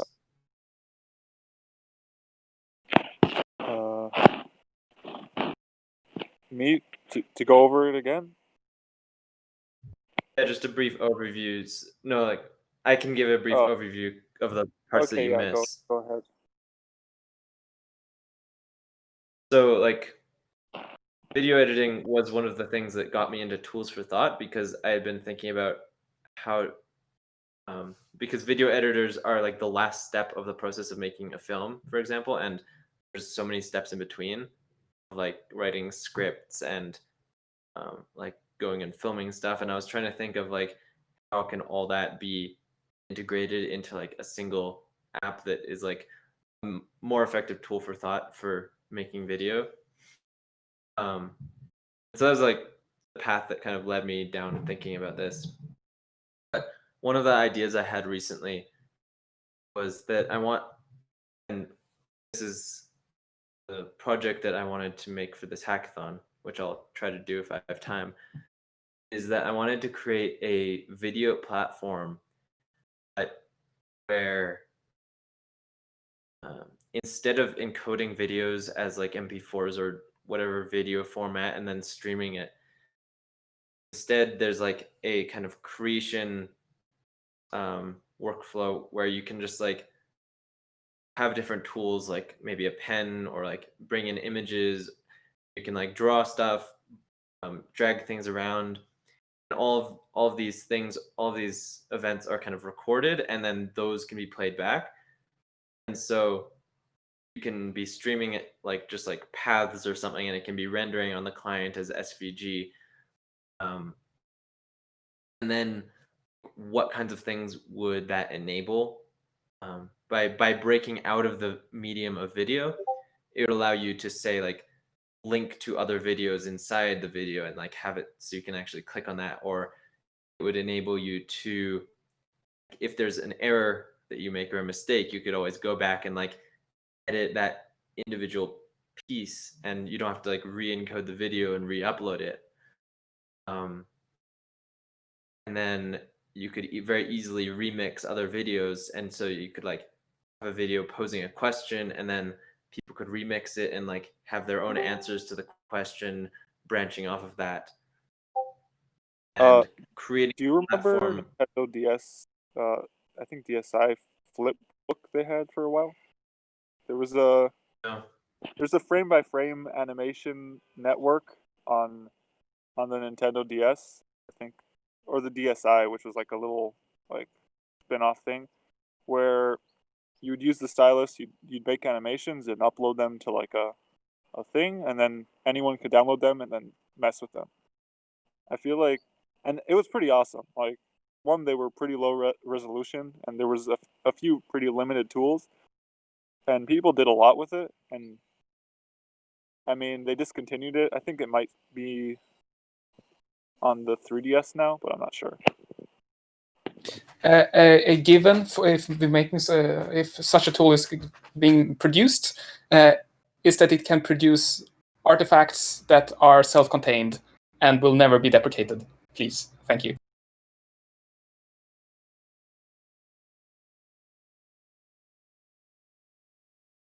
So, for instance, not with Google YouTube annotations that just suddenly disappeared, and all the work that was put into them just disappeared.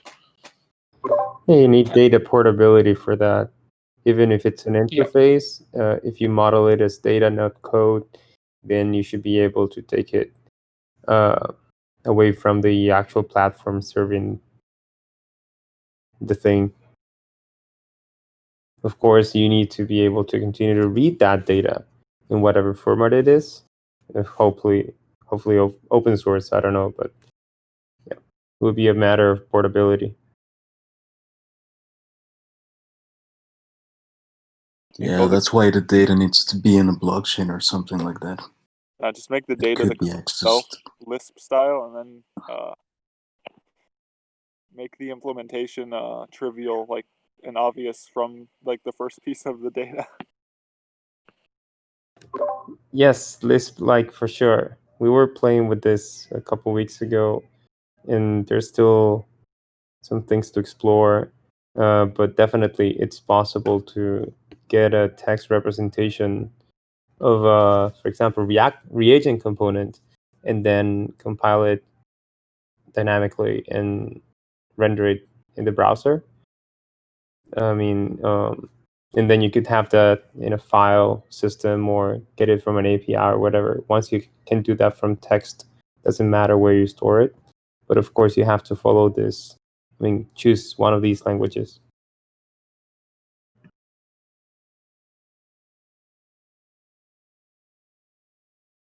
Juan, you said something about blockchain data storage. I also work on that spectrum, but I would lean more towards the IPFS side of things, even though I have not studied it, and not really the like immutable storage like blockchain for things like this. But what do you think? Okay, yeah, no, actually that's what I meant. So I agree. Oh, gotcha. Mm. Lev, you also said something about macro systems. I just want to double check you meant the same thing as like Lisp languages, or you were talking about something else? Yeah, like more of the idea of like extending that. I mean, in like different programs, they call macros actions or whatever, where it's just like, or let's say Vim macros. In Lisp, it's pieces of code that turn into other pieces of code. But in a sense, when your data is your code, and then your actions are also your code, so recording an action, a set of actions, is just like recording a bunch of code and then replacing it. It's like the idea is pretty flexible when it's right. I wonder how recording actions in VR would look. Like there are those games that have like ghosts of yourself playing the level previously. So what if you could have previous versions of yourself editing video, and you're like, no, don't do that. That was a bad idea. So you stop your previous self from doing that stupid mistake. Instead of undo, you just like you go back in time and like redirect your previous self to do it right. Oh yeah, And you just run the that's stream of events again up to that point. yeah, but like you could watch multiple versions of yourself working in parallel, so they have access to the same data, and then you can like disrupt that, go back in time, possess yourself. Don't do that. That was a bad idea. Okay, keep doing whatever you're gonna do after that. I mean, I don't know. It'd get pretty messy. CAD programs have usually quite interesting undo algorithms or implementations where they store that allows those kind of things to happen. So you can go back in the undo history, or you can go back in the history, not an undo history. You can go back in the history of actions and just remove one action or move one action to another or inject action into the history, which is not, which won't work with the usual undo histories, as a usual undo history will change the context too much, so the actions following won't be able to interact with it.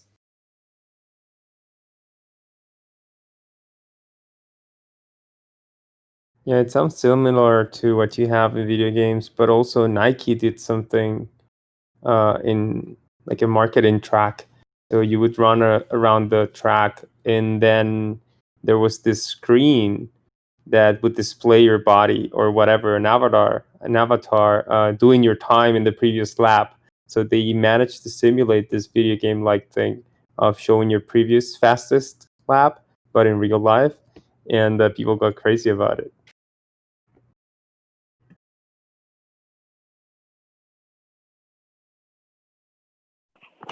That just made me think about a productivity tool in VR where you see your every day as like a ghost, and you see your schedule as like the future, and like you're trying to keep up with it.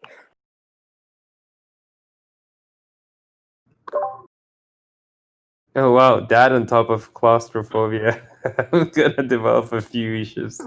Yeah, VR is gonna destroy humanity once for good. That's it.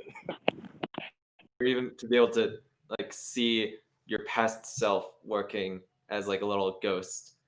Then like I know someone who's like recording all their work sessions and then like playing them back at like 10 times the speed just to like see any like slow points in their workflow or kind of be able to reflect on how they were doing work and improving that. And so some being able to see a ghost of yourself in the space would be kind of interesting, an interesting way of like self-reflection, really.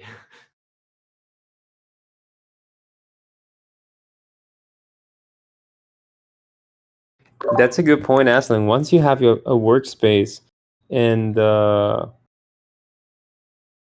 do you call it? Like the workflow being the path between workspaces. Once you have that, if you model everything like data, even events and everything, then you should be able to do that. Not only for generating a video to share in the community, but mostly for yourself. And jump in whatever part of the process and even modify the artifact that you created with this process because you're not playing a dumb like MP4. You're actually going back into the actual workflow and interacting with the data. Yeah, if our software is just like has a separation between the data and the view, and and you record the changes in the data, then you can basically play back the exact view someone was looking at any given time.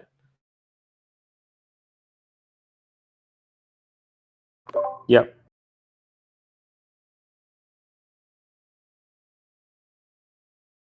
I remember some game analysis thing where someone was, I don't know if it was complaining about how like games are are just almost always spatial, but like I think I don't know, I think I really like how like once you represent something spatially, it unlocks like all the tools we have for reasoning about space, which is like most of the tools. And space can be like pushed around in some really interesting ways. Absolutely. That was like part of my motivation behind creating. I don't know if you've seen it, but I built a piece of software called Cozy Room, which was essentially like doing Yeah, audio like, calls, but in a spatial environment. And the moment you're in a spatial environment, it unlocks so many kinds of like social interactions and things that um, you're used to doing in physical space, but you cannot do in a medium like this or Zoom, where you're just like as a grid of videos or faces. I mean, what if you have a room where people are sitting and it's moving in the fourth dimension and leaving behind little bubbles of spatial audio, so so anyone can go back and like fly through the conversation. Oh wow. Yeah, that would be intense. Yeah, like Juan, we talked about that yesterday. you'd get a really full sense of what was going on. because you like see ghosts of like the people, and then you see like the sound bubbles around them, and then you can fly through them, like, and they're all like little audio recordings.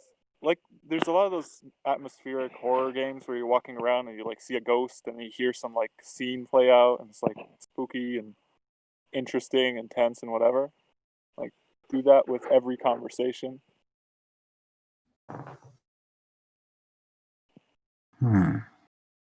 So like someone connecting or disconnecting is like them shrinking into a point or like appearing out of nowhere. I actually had a dream of that one point of like it was when I was working on Cozy Room, and I had a dream of like being in this space and just like I was sitting. It wasn't 2-dimensional. I think it was 3D, and we could walk around. Like I was sitting on a couch, and like the way people would appear would be like from a single point, and there's like,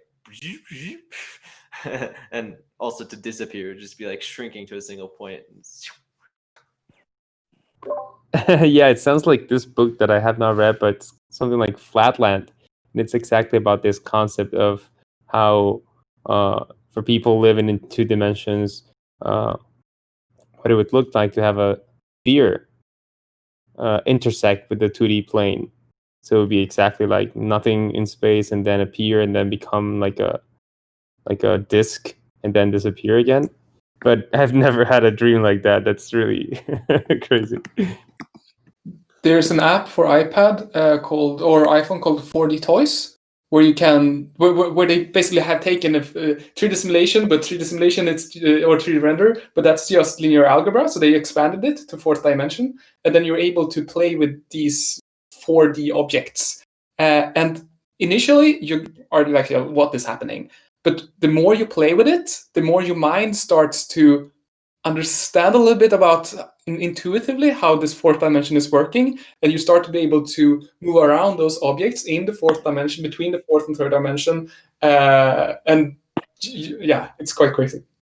But yeah, then that thing is happening. So when you scroll through the fourth dimension, things are just popping up from the thin air and then shrinking again. Yeah, I mean, I like the idea of like scrolling more as like moving between instances of a room, and then like you find which period of time you're looking for, so you like limit your search to that, and then it's another like chain of rooms, but it's in a smaller time scale, so you can like see what happened when, and then you can like choose like where you want to start, and then it's like the rooms like merging in 4D like back towards the center, and you like experience the time that way. Like imagine a chain of copies of like a conversation, and you just like see where people were, and then you choose where you want to stand and press play, and the spatial audio is like if spatial audio has like a locked representation of like sound waves, like you could probably like the game Mark of the Ninja, where you like see the sound as like little like circles coming out of somewhere. Yeah.